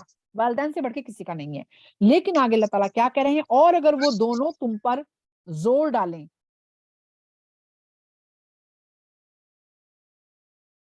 اگر وہ دونوں تم پر زور ڈالیں تاکہ تم میرے ساتھ کسی کو شریک ٹھہراؤ جس کا تمہیں علم نہیں، تو ان کی بات نہ مانو. کیا کہہ دیا گیا صاف؟ والدین بھی اگر تمہیں شرک کرنے کو کہیں تو تم ان کی بات نہیں مانو گے. یعنی کہ والدین تمہیں کوئی گناہ کا کام کرنے کو کہیں تو ہر حکم ماننا ہے والدین کا، لیکن اگر دین کے خلاف کہیں کرنے کو نہیں ماننا، شرک کرنے کو کہیں تو نہیں ماننا۔ اور اس کے بارے میں آتا ہے کہ واقعہ جو ہے سعد بن ابی وقاص بہت بڑے صحابی گزرے ہیں، تو جب وہ ایمان لائے تھے تو بہت کم عمر تھے، 17 یا 18 سال کے تھے۔ تو ان کی والدہ جو تھی حمنہ بنت سفیان، تو وہ مشرک تھی۔ تو جب انہوں نے دیکھا کہ میرا بیٹا جو ہے وہ تو محمد صلی اللہ علیہ وسلم کے ساتھ ہو گیا، ایمان لے آیا ہے وہ ان کے دین پر، تو انہوں نے وہ اپنے بال انہوں نے بکھرا دیے اور چوراہے پہ بیٹھ گئیں اور کہنے لگی میں جب تک کھانا نہیں کھاؤں گی جب تک تم دین نہیں چھوڑو گے۔ اور آپ اپنی والدہ کے بہت پیارے تھے اور آپ بھی اپنی والدہ سے بہت زیادہ محبت کرتے تھے۔ آپ نے رسول اکرم صلی اللہ علیہ وسلم سے بات پوچھی تو کہتے ہیں یہ آیت ان کے بارے میں یہ نازل ہوئی کہ اگر والدین بھی تمہیں کسی اللہ کے ساتھ کسی کو شریک ٹھہرانے کو کہے تم اس کی بھی ان کی نہیں ماننی ہے۔ تو پھر آپ نے اپنی والدہ سے کہا کہ آپ کے پاس اگر 100 روحیں ہوتی اور ایک ایک کر کے سب نکل جائیں تب بھی میں اس دین کو نہیں چھوڑوں گا۔ یعنی کہ پھر اس کے بعد ان کی والدہ سمجھ گئیں کہ میں ان کو اس راستے سے نہیں ہٹا سکتی، اور پھر وہ انہوں نے بھی دین کے بارے میں جو ہے علم حاصل کیا اپنے بیٹے سے، اور سبحان اللہ اس کے بعد انہوں نے اسلام کو قبول کر لیا۔ تو یہ چیز میں نے آپ کو بتائی ہے کہ یہ غور کریں، کیونکہ یہاں پہ میں آپ کو بالکل سچا واقعہ بتا رہی ہوں کہ یہاں پہ ایک صاحب حج پہ آئے، اور حج پہ آنے کے بعد جب وہ اپنے ان کے بیٹے یہاں رہتے تھے، وہ یہاں آئے بیٹے کے پاس اور بیٹے سے کہا کہ بھائی میں جو ہوں نعوذ باللہ نعوذ باللہ نعوذ باللہ کے حج پہ آئے ہوئے تھے کہ میں انڈیا کے ڈرامے دیکھتا ہوں تو ذرا تم ڈش لگوا دو۔ اس وقت ڈش کا زمانہ تھا، بہت پہلے کی بات ہے، ڈش لگا کرتی تھی کہ میں وہ ڈرامے دیکھتا ہوں وہ نہیں آ رہا تم ڈش لگوا دو۔ تو بیٹے نے کہا کہ بھائی میں والد کا حکم نہیں مانوں گا تو میں گنہگار بنوں گا، تو مجھے تو ڈش لگوانی پڑے گی۔ لیکن نہیں، اگر والدین گناہ کا کام کر رہے ہیں تو آپ کو نہیں ماننی ہے یہ چیز۔ شرک تو خیر بہت ہی بڑا گناہ ہے، لیکن اگر اور بھی وہ گناہ کام کر رہے ہیں تو نہیں ماننا ہے۔ تو یہ چیز صاف جو ہے قرآن میں آ گئی ہے، تم سب کو میرے ہی پاس لوٹ کر آنا ہے، پھر میں تمہیں تمہارے اعمال کی خبر دوں گا۔ اور جو لوگ ایمان لائیں گے اور عمل صالح کریں گے، پھر دیکھیے وہی چیز آگے والذین آمنوا وعملوا الصالحات، یعنی کہ جو ایمان لائے اور جنہوں نے عمل صالح جو کریں گے، ہم روز قیامت انہیں نیک لوگوں کی جماعت میں داخل کر دیں گے۔ سبحان اللہ سبحان اللہ۔ کون نیک لوگ؟ یعنی کہ انبیاء کے ساتھ، شہداء کے ساتھ، ہے نا، اولیاء کے ساتھ جو ہے ان لوگوں کو شامل کریں گے جو ایمان لائیں گے اور ساتھ ساتھ نیک عمل کریں گے۔ سبحان اللہ سبحان اللہ۔ اور کچھ لوگ ایسے ہوتے ہیں جو کہتے ہیں کہ ہم اللہ پر ایمان لے آئے، پس جب اللہ کی راہ میں انہیں تکلیف پہنچتی ہے تو انسانوں کی جانب سے آزمائش کو اللہ کے عذاب کی مانند سمجھ لیتے ہیں۔ یہ ان لوگوں کا ذکر ہے جو ایمان تو لے آئے تھے لیکن ابھی تک مضبوط نہیں تھے ایمان میں، یعنی کہ کمزور تھے اندر سے۔ جب اندر سے کمزور تھے تو جب ان کو ان کے جو قبیلے کے لوگ تھے، ان کے رشتہ دار تھے، ان کو مطلب ٹوکتے تھے، ان کو اذیتیں دیا کرتے تھے، ان کو آزمائش میں ڈالتے تھے، یعنی رشتے توڑ دیے، بہت سی شوہر جو تھے انہوں نے بیویوں کو چھوڑ دیا، بیویوں نے شوہر کو چھوڑ دیا، یا بچوں نے قبول کیا تو ماں باپ نے ان کو گھر سے نکال دیا۔ ایسے بہت سے جو واقع اس میں مکہ میں ہوئے اس وقت، جس وقت رسول اکرم صلی اللہ علیہ وسلم دین کی دعوت دی، تو بہت سے رشتے، تو اب بہت سے لوگوں نے وہ کمزور ایمان تھے تو انہوں نے ایمان کو چھوڑ دیا لوگوں کے خوف سے، آزمائش کے ڈر سے۔ تو یہاں پہ کہا جائے کیا تم نے اللہ کے عذاب سے بڑھ کے اس آزمائش کو سمجھ لیا؟ اور آج بھی ایسے بہت سے لوگ ہیں کہ لوگ کیا کہیں گے، دین کی چیزیں چھوڑ دیتے ہیں۔ آپ سوچیں کہ لوگ کیا کہیں گے، ہمارا بہت بڑا جو مسئلہ ہے نا دین پہ عمل کرنے کا، وہ یہ ہے کہ لوگ کیا کہیں گے۔ ہم دین پہ عمل کریں گے لوگ تو ہمیں بیکورڈ سمجھیں گے، اگر ہم یہ کریں گے تو لوگ ہمیں کیا کہیں گے، ہم یہ نہیں کریں گے تو لوگ ہمیں کیا کہیں گے۔ لوگ کا کتنا فکر ہے ہمیں، یا ہم لوگ اگر جیسے خاندان میں جو رسمیں ہوتی ہیں، جو بدعات ہیں، یا بہت سے ہمارے رشتے دار مان لو مشرک ہیں، ہم انہیں نہیں کہتے کیوں رشتے خراب ہو جائیں گے۔ اگر ہم انہیں کہیں گے کہ تم لوگ جو ہیں وہ گناہ گار ہو، شرک کر رہے ہو تو رشتے خراب ہو جائیں گے۔ بہت بڑی تعداد جو اچھے دیندار ہیں، سمجھدار لوگ ہیں، نہیں کہتے۔ بہت سے خاندانوں میں بدعت ہو رہی ہیں، لوگ نہیں کہتے کیونکہ ہم رشتے دور ہو جائیں گے ہمارے، اگر ہم ان کو کہیں گے تو رشتے دار دور ہو جائیں گے۔ یعنی کہ اللہ کے عذاب سے نہیں ڈر لگتا، ہاں رشتے جو ہیں وہ نہ ٹوٹیں۔ تو اللہ تعالیٰ یہاں وہی فرما رہے ہیں کہ لوگوں کی آزمائش سے کو آپ نے بڑا سمجھ لیا اللہ کے عذاب سے، اور جب مسلمانوں کو آپ کے رب کی جانب سے فتح اور نصرت حاصل ہوتی ہے تو کہنے لگتے ہیں کہ ہم بلا شبہ تمہارے ساتھ ہیں۔ کیا سارے جہان والوں کے سینوں میں جو کچھ، اچھا اب یہاں پہ یہ جو یہ آیت ہے، یہ مفسرین کہتے ہیں یہ آیت ہے مدینہ میں نازل ہوئی تھی۔ ایک قول تو یہ ہے کہ یہ مکہ میں لوگ جو ہیں کبھی مطلب ایمان ان کے کمزور تھے، کبھی آزمائشوں میں جو ہے وہ چھوڑ دیتے تھے، کمزور پڑ جایا کرتے تھے، چھوڑتے نہیں تھے، اور کبھی جو ہے وہ جب انہیں کوئی فائدہ نظر آتا تھا تو وہ جو تھے کہتے تھے کہ ہم تو مسلمان ہیں۔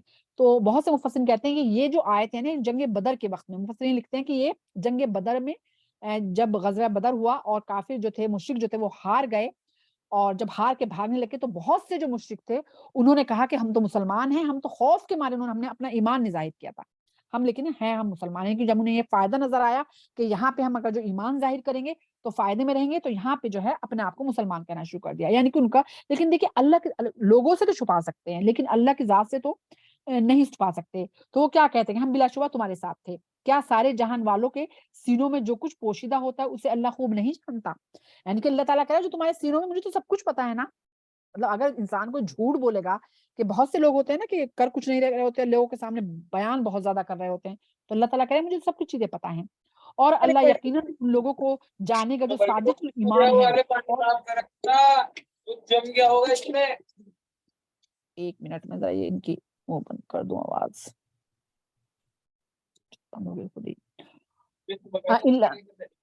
ایک منٹ مجھے آج خود ہی کرنا پڑ رہا ہے، تھوڑا میوٹ کر دوں گا.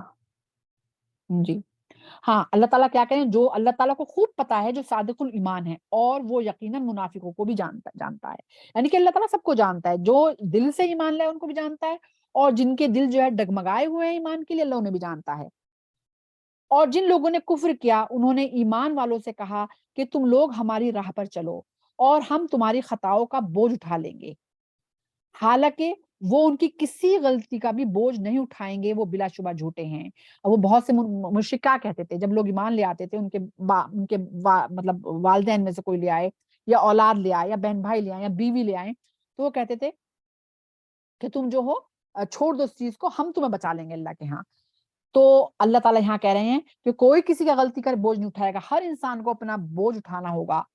آپ یہ دیکھیں کہ آج بھی بہت سے لوگ ایسے ہیں، لوگوں کو اکساتے ہیں کہ چلو چلو یہ مطلب کسی بھی گناہ کے لیے کہتے کر لو، پھر کہتے چلو ہم دے دیں گے تمہارا جواب، چلو ہم اٹھا لیں گے تمہارا گناہ. کوئی کسی کا گناہ نہیں اٹھاتا، جو کرے گا اسے خود بھگتنا ہوگا. ہاں یہ ضرور ہے جو اکسائے گا گناہ کے لیے اسے اپنے کا تو ملے گا، لیکن جتنے لوگوں کو وہ اکسائے گا گناہ کے لیے ان سب کا ملے گا اس کو. ٹھیک ہے، لیکن وہاں پہ کوئی کسی کو بچا نہیں سکے گا. جو بہت سے لوگ کہتے ہیں نا ہاں ہاں دیکھ لیں گے اللہ کے یہاں، ہم تمہیں بچا لیں گے. یا بہت سے میں نے لوگوں کو دیکھا ہے کہ یہ کام ہم کریں یا نہ کریں. ایک آدمی نا تھوڑا مطلب تھوڑا سا کمزور پڑ رہا ہے کہ میں یہ کام کروں یا نہ کروں، تو بہت سے لوگ کہتے ہیں ارے نہیں کر ڈالو، ہم دیکھ لیں گے، ہم بچا لیں گے تمہیں اللہ کے. اتنی بڑی بات، یعنی کہ اللہ کے سامنے بچا لیں گے. وہاں تو نبی جو ہے وہ کانپ رہے ہوں گے اللہ کے خوف سے کہ آج وہ کہہ رہے ہوں گے اللہ آج ہمارا بہت جلال میں ہے، ہم تو اس کے سامنے زبان نہیں کھول سکتے. اور یہاں پہ لوگ اتنی بڑی بڑی باتیں کہہ دیتے ہیں کہ ہم بچا لیں گے تمہیں اللہ تعالیٰ کے ہاں.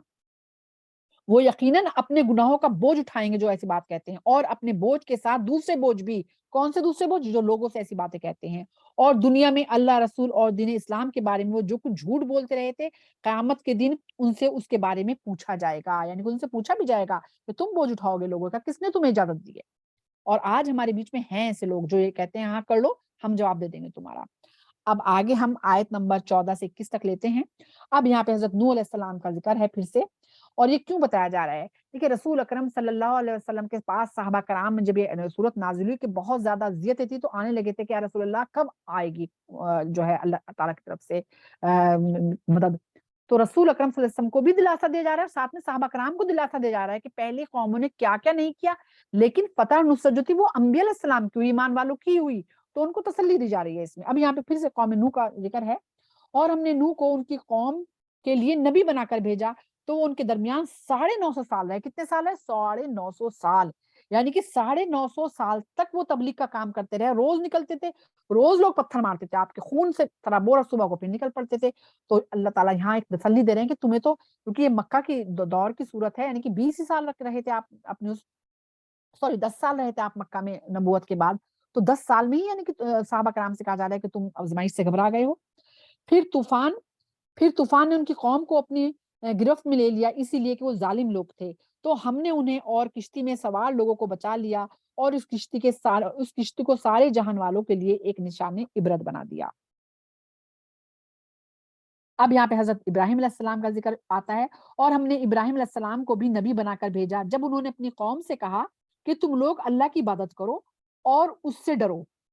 اگر تم کچھ جانتے ہو تو یہ تمہارے لیے زیادہ بہتر ہے. یعنی کہ تم اس میں پچھلی صورتوں میں یہ آیا ہے کہ دل سے یہ لوگ، جب انہوں نے حضرت ابراہیم علیہ السلام نے جب چھوٹے ہی تھے تو جب بتوں کو توڑا اور کہا کہ جو بت اپنی حفاظت نہیں کر سکتے، بول نہیں سکتے، یہ نہیں بتا سکتے کس نے توڑا ہے، اور تم لوگ جو پوچھو سن نہیں سکتے، تو کیسے وہ ہیں یہ تمہارے جو ہیں کیا کہتے ہیں معبود، کیسے معبود ہیں یہ؟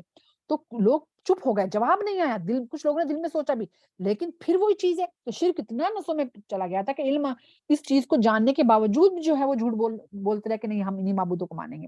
تم اللہ کے سوا صرف بتوں کی پرستش کرتے ہو اور اللہ پر بہتان تراشتے ہو کہ اللہ تعالیٰ نے نہیں بنایا ہے۔ بے شک اللہ کے سوا جن کی تم عبادت کرتے ہو وہ تمہاری روزی کے مالک نہیں ہے، بس تم لوگ اللہ سے روزی طلب کرو اور اسی کی عبادت کرو اور اسی کا شکر ادا کرو، تم سب کو اسی کے پاس لوٹ کر جانا ہے۔ یعنی کہ یہاں بار بار بتایا جا رہا ہے، پھر سب چیزیں ہیں کہ ہر چیز اللہ کے ہاتھ میں ہے، ایک تنکے کو ہلانے کی طاقت بھی کسی کے اندر نہیں ہے۔ اور بتوں کے اندر تو اتنا بھی ہے کہ اگر ان کے اوپر مکھی بیٹھ جائے تو مکھی بھی نہیں اڑا سکتے اپنی، وہ دنیا کو تو کیا دے سکتے ہیں۔ اور اگر تم مجھے جھٹلاؤ گے تو تم سے پہلے بھی بہت سی امتوں نے اپنے انبیاء کو جھٹلایا تھا، اور رسول کی ذمہ داری تو صاف صاف پیغام پہنچا دینے کی ہے۔ اب یہاں پہ مفسرین کہتے ہیں کہ یہ جو آیت ہے اس میں اللہ تعالیٰ اہل مکہ سے جو ہے مخاطب ہیں کہ تم سے پہلے کہ اور اگر تم مجھے جھٹلاؤ گے تو تم سے پہلے، یعنی کہ یہ مکہ والوں کے لیے کہی جا رہی ہے یہ والی جو آیت ہے کہ تم سے پہلے بہت سے، جیسے کہ حضرت نوح علیہ السلام کی قوم تھی، اس کے بعد قوم عاد تھی، قوم سمود تھی، قوم لوط تھی، یا فرعون تھا، ان سب کو اللہ تعالیٰ نے کس طرح ختم کر دیا؟ تو اللہ تعالیٰ نے جس نے رسولوں کو جھٹلایا ہے اللہ تعالیٰ نے ان کو ختم کر دیا اللہ تعالیٰ نے۔ تو کیا انہوں نے غور نہیں کیا؟ اللہ تعالیٰ قرآن میں کتنی جگہ اللہ تعالیٰ کہہ رہے ہیں کہ کیا تم نے غور نہیں کیا؟ کیا انہوں نے غور نہیں کیا کہ کس طرح اللہ نے مخلوق کو پہلی بار پیدا کرتا ہے اللہ تعالیٰ اور پھر اسے دوبارہ زندہ کرے گا؟ یہ کام اللہ کے سوا، یہ کام اللہ کے لیے بہت ہی آسان ہے۔ دیکھیے جب ایک چیز کو پہلے پیدا کرنا مشکل ہوتا ہے اور اللہ نے ساری مخلوق کو ایک ذرے سے، اتنے سے ذرے سے دیکھ بھی نہیں سکتے ہمارے یہاں کے، اس سے اللہ نے سارے جاندار پیدا کیے ہیں، ٹھیک ہے؟ تو اللہ نے جب اس چیز سے پیدا کیا تو دوبارہ اٹھانا کیا مشکل ہے اللہ تعالیٰ کے لیے؟ کیونکہ یہ لوگ یہی کہا کرتے تھے کہ جب ہم ختم ہو جائیں گے تو کیسے اٹھائے جائیں گے؟ تو یہاں اسی بات کا جواب دیا جا رہا ہے کہ اللہ تعالیٰ نے ساری مخلوق کو جب پہلی بار پیدا کیا ہے تو دوبارہ اٹھانا اللہ کے لیے کوئی مشکل نہیں ہے، وہ تو بہت آسان کام ہے۔ اے میرے نبی، یہاں پر مطلب حضرت ابراہیم علیہ السلام کو کہا کہہ رہے ہیں اللہ تعالیٰ اے میرے نبی کر کے، لیکن اصلیت میں اللہ تعالیٰ ہر انبیاء سے، سارے انبیاء سے، خاص طور سے رسول اکرم صلی اللہ علیہ وسلم سے بھی مخاطب ہیں، لیکن یہ آیت کہی حضرت ابراہیم علیہ السلام کے لیے جا رہی ہے کہ اے میرے نبی آپ کہہ دیجئے کہ تم لوگ زمین میں چلو پھرو اور غور کرو کہ کس طرح اللہ نے مخلوقات کو پیدا کیا ہے، پھر قیامت کے دن انہیں دوبارہ زندگی دے گا۔ بے شک اللہ ہر چیز پر قادر ہے، یعنی کہ چیزوں پہ غور و فکر کرو، کیسے چیزیں بیج سے پیدا ہوتی ہیں، پیڑ پودوں کی دیکھ لو کیسے پیدا ہوتی ہیں، پھر اس کے بعد اس کی ایک عمر ہوتی ہے، پیڑ کی وہ ختم ہو جاتا ہے، اسی طرح انسان کی بھی عمر ہے۔ یعنی کہ تم ہر چیز پہ غور و فکر کرو کس طرح اللہ تعالیٰ سب کچھ کرتا ہے، اور جسے چاہتا ہے اللہ تعالیٰ عذاب دیتا ہے اور جسے چاہتا ہے اس پہ رحم کرتا ہے۔ اچھا یہ جو آیت ہے نا، بہت سے لوگ کہتے ہیں تو اللہ کے ہاتھ میں، اللہ جسے چاہے عذاب دے، جسے چاہے، بات یہ نہیں ہے کہ اللہ جسے چاہے، اللہ تعالیٰ کہ میں عادل ہوں، اللہ تعالیٰ کی ایک صفات جو ہے وہ عدل کی ہے، عادل ہے اللہ تعالیٰ، عدل کرتا ہے، اللہ تعالیٰ ظالم نہیں ہے۔ تو لیکن ہر چیز ہوگی تو اللہ کی مرضی سے نا۔ اب جیسے کوئی گناہ کر رہا ہے وہ کہ اللہ کی مرضی، اللہ تعالیٰ چاہ رہا تو میں گناہ کرنا نہیں، یہ ضرور ہے کہ تم پیر بڑھا رہے ہو گناہ کی طرف، پیر اٹھانا اللہ کی مرضی سے ہے لیکن خیال تمہارا ہے، کیونکہ سوچنے سمجھنے کی طاقت تو انسان کو دی نا۔ یہی یہ چیز ہے کہ عذاب جو ہے نا اللہ جسے چاہتا ہے عذاب دیتا ہے اللہ، اور جسے چاہتا ہے رحم کرتا ہے۔ یہ اس لیے کہا گیا ہے کہ لوگ اپنے عمل پہ تکبر نہ کرنے لگے، یہ نہ سوچنے لگے کہ ہم عمل کر رہے ہیں اس لیے ہم تو جنتی ہی ہیں، ہم تو جنت میں ہی جائیں گے۔ جیسے بہت سے لوگ کہتے ہیں نا بھیا آپ تو جنتی ہیں، کچھ نہیں پتا، کچھ نہیں پتا۔ جو اللہ تعالیٰ کے بارے میں کہا جاتا ہے نا کہ اللہ چاہے تو ایک اتنی سی نیکی پہ انسان کے سارے گناہ معاف کر دے، اور ایک اتنی سی غلط کام پہ جو ہے اللہ تعالیٰ ساری نیکیاں ختم کر دے۔ اسی لیے ایک چھوٹی بھی نیکی کرنے سے انسان کو یہ نہیں سوچ رہی اس سے کیا در ملے گا، اتنی سی نیکی کر دوں میں، چھوٹے سے کام کے انسان کوئی بیمار ہے اس کی طبیعت پوچھ لی میں نے، اس سے کیا ملے گا، نہیں، کیا پتا اسی سے اللہ تعالیٰ تمہارے گناہ معاف کر رہا ہو، سارے گناہ معاف کر دے۔ یا ایک چھوٹی سی برائی، یعنی کہ ذرا سا کسی کو جو ہے ٹیز کر دیا، ذرا سی بری بات کہہ دی، کوئی انسان پریشان ہے اسے اور پریشان ہے، کوئی بھی ٹیز کر دیا، کسی طرح سے بھی انسان کا پریشان کر دیا، تو یہ نہ سوچا کہ اتنی سی چیز سے کیا وہ ملے گا، لیکن تو نہیں، اتنی سی چیز سے انسان ساری نیکی بھی ختم کر سکتا ہے، اللہ کے ہاتھ میں ہے سب کچھ۔ رسول اکرم صلی اللہ علیہ وسلم کے پاس صحابہ کرام سے کہا بھی تھا کہ کوئی اپنے عمل کی وجہ سے جنت میں نہیں جائے گا، اللہ کی رحمت کی وجہ سے جائے گا۔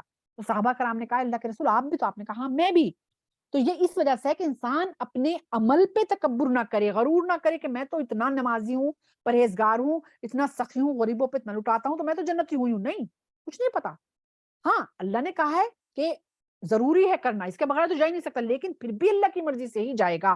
مطلب تھوڑا سا اس کو آپ کو نا اپنی عقل سے سمجھنا ہوگا اس چیز کو کہ کرنے تو ہیں سارے عمل، لیکن یہ نہیں سوچنا ان عمل کی بنا پہ ہم جائیں گے، جائیں گے اللہ کی رحمت سے، اور تم سب اسی کی طرف لوٹائے جاؤ گے، اور تم اللہ کو نہ زمین میں ہرا سکتے ہو نہ آسمان میں، یعنی کہ نہ زمین میں اللہ سے آگے تم جا سکتے نہ آسمان میں، اور اللہ کے سوا تمہارا کوئی یار و مددگار نہیں ہے، نہ دنیا میں کوئی مدد کر سکتا تمہارے اللہ کو چھوڑ کے، اور نہ آخرت میں۔ اور جو لوگ اللہ کی، اب آگے ہم آیت نمبر لیتے ہیں 23 سے 28 تک، اور جو لوگ اللہ کی آیتوں اور اس سے ملاقات کے منکر ہیں وہی میری رحمت سے نا امید ہیں، اور انہی کے لیے دردناک عذاب ہے۔ یعنی کہ جو لوگ یہ سوچتے ہیں نا کہ مطلب یوم آخرت کے بارے میں سوچتے نہیں، تو وہ یہ بھی نہیں سوچتے کہ اللہ تعالیٰ نے نعمتیں ہمیں اللہ نے دی ہیں، تو وہی جو ہیں ان چیزوں سے وہ صرف دنیا کو ہی سب کچھ سمجھتے ہیں۔ اللہ تعالیٰ فرماتے ہیں کہ جو لوگ دنیا میں اللہ تعالیٰ کی ان آیتوں سے انکار کرتے ہیں جو اس نے اپنے انبیاء پر نازل کی ہیں، اور قیامت کے دن اس کے حضور کھڑے ہونے اور حساب دینے سے انکار کرتے ہیں، تو اس دن وہ سب کچھ جب اپنی آنکھوں سے دیکھ لیں گے، دردناک عذاب کو بھی اپنی آنکھوں سے دیکھ لیں گے، تو اس وقت ان کی، وہی پہلے بھی آ چکا ہے، وہ بالکل نا امید ہو جائیں گے کہ اب تو ہم نے دنیا میں تم کچھ کر کے نہیں لائے، ہم نے تو نبیوں کو جھٹلا دیا تھا، آج سب کچھ سامنے ہے، تو اب ہمارا کیا ہوگا، یعنی کہ وہ بالکل نا امید ہو جائیں گے اللہ کی۔ اور جو لوگ یہاں پہ نبیوں کی باتیں کون سی ہیں، دیکھیں احادیث ہیں رسول اکرم صلی اللہ علیہ وسلم کے، آج ہمارے پاس اور قرآن مجید ہے، اگر ہم ان پہ یقین کرتے ہیں تو وہاں ہمارے لیے کوئی چیز ایسی نہیں ہوگی جو ہمیں نہیں لگے گی، سب کچھ وہی ہوگا جو بیان کر دیا گیا ہے کہ وہ ہوگا۔ جو یقین نہیں کرتے تو وہاں پہ جو ہے وہ بہت نا امید ہوں گے کہ کاش کہ ہم لوگ، وہ بہت، وہ ان کے دل میں یہ کہ ہوگا کاش کہ ہم لوگ دنیا میں جو ہیں اس دعوت پہ کو مان لیتے، کاش کہ ہم قرآن پہ ایمان لے آتے، کاش کہ ہم عمل کر لیتے، یہاں تک کہیں گے کاش ایک لمحے کو ہمیں روح ڈل جائے، ہم توبہ ہی کر لیں۔ تو لیکن آج ہم زندہ ہیں، میں بار بار اس بات کو دہراتی ہوں کہ ابھی ہمارے پاس نہیں پتا کتنی زندگی ہے، توبہ استغفار کر کے اور صراط مستقیم پہ چلنے والے بن جائیں۔ تو ان کی قوم کا جواب اس کے سوا کچھ نہیں تھا کہ انہوں نے آپس میں بات کی کہ تم لوگ اسے قتل کر دو، یعنی کہ حضرت ابراہیم علیہ السلام کا قصہ چل رہا ہے نا، تو اب ان لوگوں نے کیا کہا، قوم نے، جب وہ بار بار تبلیغ کر رہے ہیں توحید کی، بار بار توحید کی تبلیغ کر رہے ہیں کہ اللہ کے سوا کوئی معبود نہیں ہے، اللہ کے سوا کوئی معبود نہیں ہے، تو ان لوگوں نے کیا پلان کیا کہ یہ نہیں مان رہا ہے، ان کا قتل کر دو یا ان کو آگ میں جلا دو۔ تو اللہ نے انہیں آگ سے نجات دی، اس کو ہم پہلے پڑھ بھی چکے ہیں کہ آپ نے حسبنا اللہ و نعم الوکیل کا، آپ کو پورا یقین تھا کہ یہ آگ، اللہ پہ اتنا یقین تھا کہ آگ بھی مجھے کچھ نہیں بگاڑے گی، اور واقعی آگ نے کچھ نہیں بگاڑا اللہ کے حکم سے، بے شک اس میں ایمان والوں کے لیے نشانیاں ہیں۔ اور ابراہیم علیہ السلام نے کہا کہ تم لوگوں نے اللہ کے سوا بتوں کو اپنے معبود بنا لیا ہے تاکہ دنیا کی زندگی میں تمہاری آپس کی محبت باقی رہے، پھر قیامت کے دن تم میں سے ہر ایک دوسرے کی دوستی کا انکار کر دے گا۔ یعنی کہ یہاں پہ بہت سے لوگ، تم لوگ ایک دوسرے سے، مطلب جو لوگ دل میں یہ مان بھی گئے تھے کہ یہ جو بت ہیں یہ صحیح نہیں ہے، لیکن تب بھی یہ کہ ہمارے رشتے ناطے ٹوٹ جائیں گے، وہ ان سے جڑے رہے، ٹھیک ہے، کہ ہم اگر چھوڑ دیں گے تو جیسے کہ حضرت ابراہیم علیہ السلام کو سارے رشتے توڑنے پڑے، اپنے ماں باپ کا، رشتے داروں کا، اپنا ملک، سب کچھ چھوڑ کے جو ہے جانا پڑا، تو وہاں پہ یہی کہا جا رہا ہے کہ تم ان بتوں کو اس لیے نہیں مان رہے ہو کہ کہیں تمہیں اپنی دوستی نہ توڑنی پڑ جائے لوگوں سے، کہ دوستی بنائے۔ اور آج بھی تو دیکھیں نا، ہم یہ تو حضرت ابراہیم علیہ السلام کا قصہ چل رہا ہے، آج بھی بہت سے لوگ اپنے دوستوں کو سارے گناہ کرتے ہوئے دیکھتے رہتے ہیں، لیکن ٹوکتے نہیں ہے کہیں دوستی نہ ختم ہو جائے ہماری۔ تو یہاں پہ وہی کہا جائے گا کہ ہر ایک دوسرے کی، اور وہاں کیا ہوگا آخرت میں، وہاں پر ایسے رشتے دار، ایسے لوگ جو یہاں پہ گناہ کرتے تھے اور دوسرے لوگ جو نیک تھے، روکتے نہیں تھے، تو ان کو کہیں گے کہ لعنت ہے تم پہ کہ تم ہر وقت ہمارے ساتھ اٹھتے بیٹھتے تھے اور تم نے کبھی نہیں ہمیں روکا گناہ سے، شاید کہ ہم مان جاتے۔ اور آج کیا ہوتا ہے، آج ایسے لوگ برے لگتے ہیں جو ٹوکتے ہیں، لیکن وہاں ایسے لوگ اچھے لگیں گے، اور جو لوگ گناہ سے رک جائیں گے نا، اپنے دوست احباب، جیسے کہ اب ہماری محفل ہے مان لو، اب ایک چیز بھی آپ کو لگی کہ ہاں یہ چیز تم غلط کر رہے تھے، آپ مان گئے، تو وہاں آپ احسان مند ہوں گے کہ اللہ کا شکر ہے کہ ہم نے یہ چیز سیکھ لی تھی، ٹھیک ہے، یا کہیں بھی آپ نے سیکھی ہو اچھی بات۔ اور یہاں پہ لیکن آج الٹا ہے، آج تو ہمیں تبلیغ کرنے والے لوگ برے لگ رہے ہوتے ہیں، وہ دوست برے لگ رہے ہوتے ہیں جو ہمیں گناہ سے روک رہے ہیں، اور ایسے ہی ماں باپ کے بارے میں ہے کہ وہ ماں باپ اولاد کو برے لگ رہے ہوتے ہیں جو ہر وقت انہیں ٹوکتے ہیں کہ تم یہ نہیں کرو، یہ گناہ ہے، یہ غلط ہے، یہ چیز کرو، نماز پڑھو، روزے رکھو، جھوٹ مت بولو، تو وہ ماں باپ برے لگ رہے ہوتے ہیں۔ لیکن اللہ تعالیٰ کے ہاں کیا ہوگا، اللہ تعالیٰ کے ہاں احسان مند ہوگی اولاد ایسے ماں باپ کی، اور ایسے دوستوں کے، ایسے رشتے داروں کے لوگ احسان مند ہوں گے کہ انہوں نے ہمیں پکڑ پکڑ کے روک لیا تھا۔ اور یہاں وہ ماں باپ بہت اچھے لگ رہے ہوتے ہیں جو کچھ نہیں کہتے، کچھ بھی کرو بھیا، کچھ بھی کرو، عیش کرو دنیا میں، گناہ کرو، حلال کرو، حرام کرو، خوش خوش رہو، تو بڑے بچے خوش ہوتے ہیں، ہمارے ماں باپ تو بڑے چل ہیں، ہمیں روکتے ہی نہیں ہیں۔ اور ایسے ہی دوستوں میں بھی جو کچھ نہیں کہتے نا، تو بڑے خوش رہتے ہیں، بھیا یہ نہیں ہمیں ٹوکتے، ٹھیک ہے، اپنی نماز پڑھتے ہیں لیکن ہمیں کچھ نہیں کہتے۔ وہاں پہ لعنت بھیجیں گے وہ لوگ اپنے ایسے رشتے داروں پہ، ایسے دوستوں پہ، اور وہ اولاد اپنے والدین پہ لعنت بھیجے گی کہ ہمیں کیوں نہیں روکا گناہوں سے دنیا میں، اگر تم روک لیتے کاش ہم توبہ ہی کر لیتے۔ تو وہاں پہ بالکل الٹا ہوگا۔ اور हर एक दूसरे पर लानत भेजेगा वहां पर, और तुम सबका ठिकाना जहन्नुम होगा, और तुम्हारा कोई यारो मददगार नहीं होगा। वहां पे कोई किसी का यारो मददगार नहीं होगा। जो अपने अमल करके लाएगा, सिर्फ वो अमल के बिना पे ही वो बच सकेगा। फिर लूत, अब लूत अलैहिस्सलाम का यहाँ पे जिक्र शुरू हो रहा है। फिर लूत उन पर ईमान ले आए, यानी कि हजरत इब्राहिम अलैहिस्सलाम के जो थे वो भतीजे थे, तो वो हजरत इब्राहिम अलैहिस्सलाम पे ईमान ले आए। और इब्राहिम ने कहा, मैं अपने रब की खातिर अपना वतन छोड़ रहा हूँ, बेशक वो बड़ा जबरदस्त और बड़ी हिकमत वाला है। और हमने उन्हें इसहाक और याकूब अता की, और उनकी नस्ल में नबूवत और आसमानी किताबें रख दी। यानी कि हजरत इब्राहिम अलैहिस्सलाम ने इतनी कुर्बानियां दी थी, अपना मुल्क छोड़ा था, सब कुछ छोड़ के आप आ गए थे, तो अल्लाह ताला ने जो है आपको बहुत सी इनामात भी दिए। सबसे पहले तो उनको जिंदगी में उनको बशारत दे दी थी कि उनको इसहाक, उनका बेटे इसहाक और उनके होने वाले पोते याकूब की खुशखबरी दी, और ये भी कहा कि जितने भी अब नबी आएंगे, जितनी भी किताबें आएंगी, वो तुम्हारी ही नस्ल में आएंगी। और यही हुआ कि आगे जितने भी नबी हुए, हजरत इब्राहिम की औलाद से ही हुए, और सारी किताबें भी हजरत इब्राहिम की ही औलाद में आई। और हमने दुनिया में उन्हें उनका अजर दिया, और आखिरत में वो यकीनन नेक लोगों के साथ होंगे।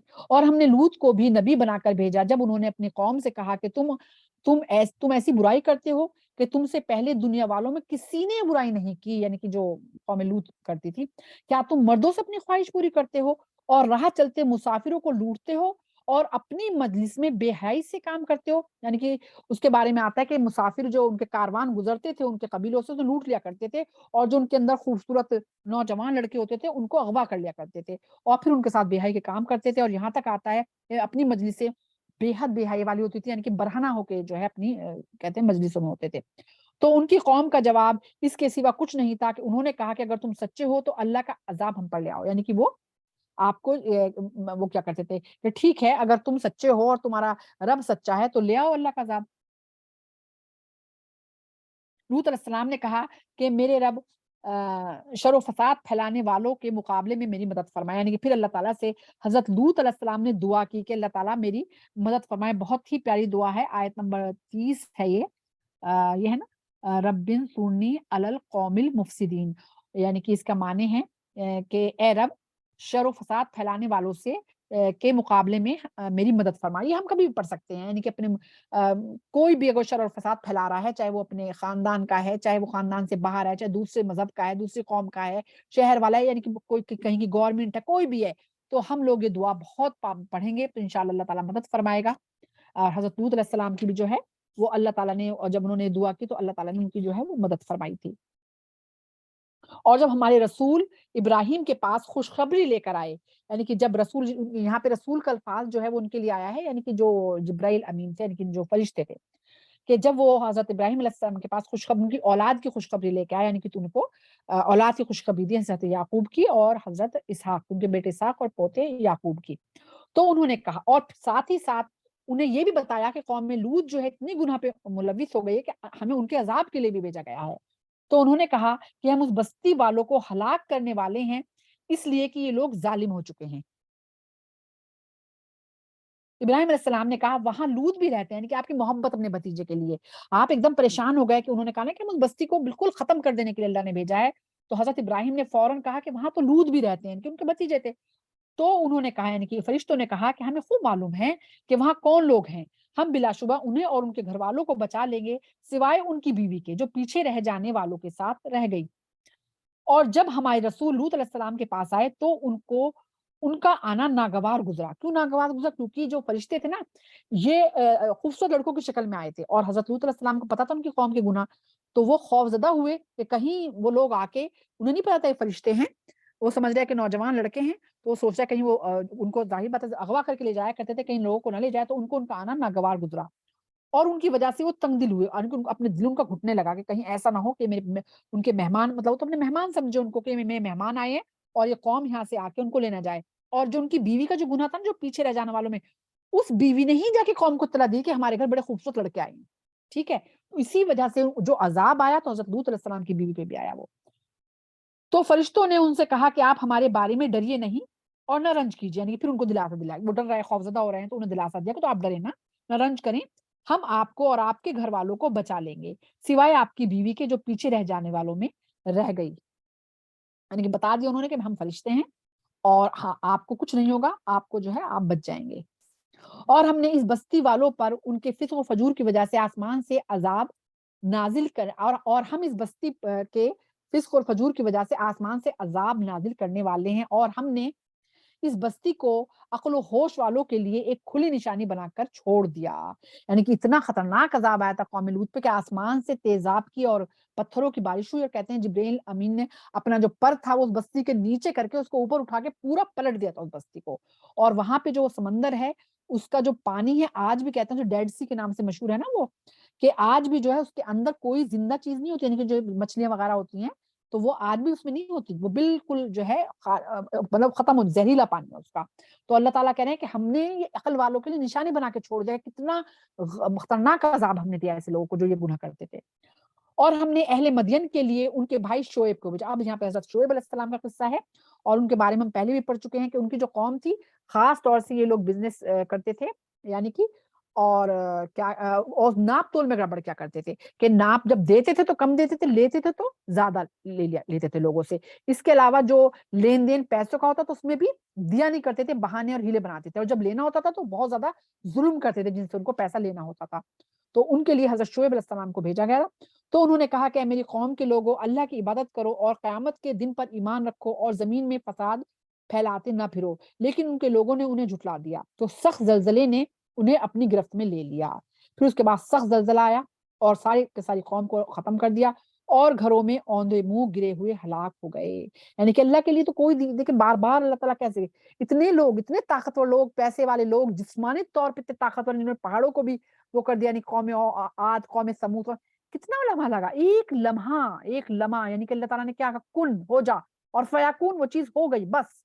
اب اگر آپ دیکھیں آج بھی جو میں بار بار زلزلے کا ذکر کرتی ہوں، ترکی میں کتنے سیکنڈ کے لیے زلزلہ آیا اور ختم، کتنے لوگ ختم ہو گئے، پورا کا پورا شہر مٹی کا ڈھیر بن گیا۔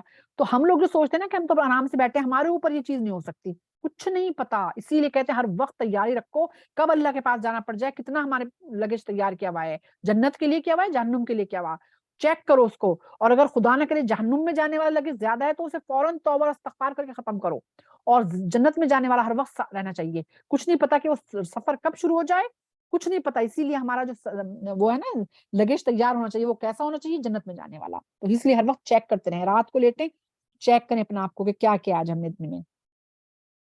اور ہم نے قوم عاد اور قوم سمود کو بھی ہلاک کر دیا تھا، اور تم لوگ ان کے رہنے کی جگہ کو دیکھ چکے ہو، یعنی کہ یہ جو مکہ والے تھے جب یہ بزنس کے لیے جایا کرتے تھے اپنے یہاں پہ شام جایا کرتے تھے، سیریا جایا کرتے تھے، تو یہاں سے گزر کے جاتے تھے جہاں پہ قوم عاد اور قوم سمود کے جو ہے گھر تھے، تو کہہ رہے کہ تم ان جگہ کو دیکھ چکے ہو، کیسے اللہ نے ان کو ہلاک کیا ہے، اور شیطان نے ان کے برے اعمال کو ان کی نگاہوں میں خوبصورت بنا دیا تھا۔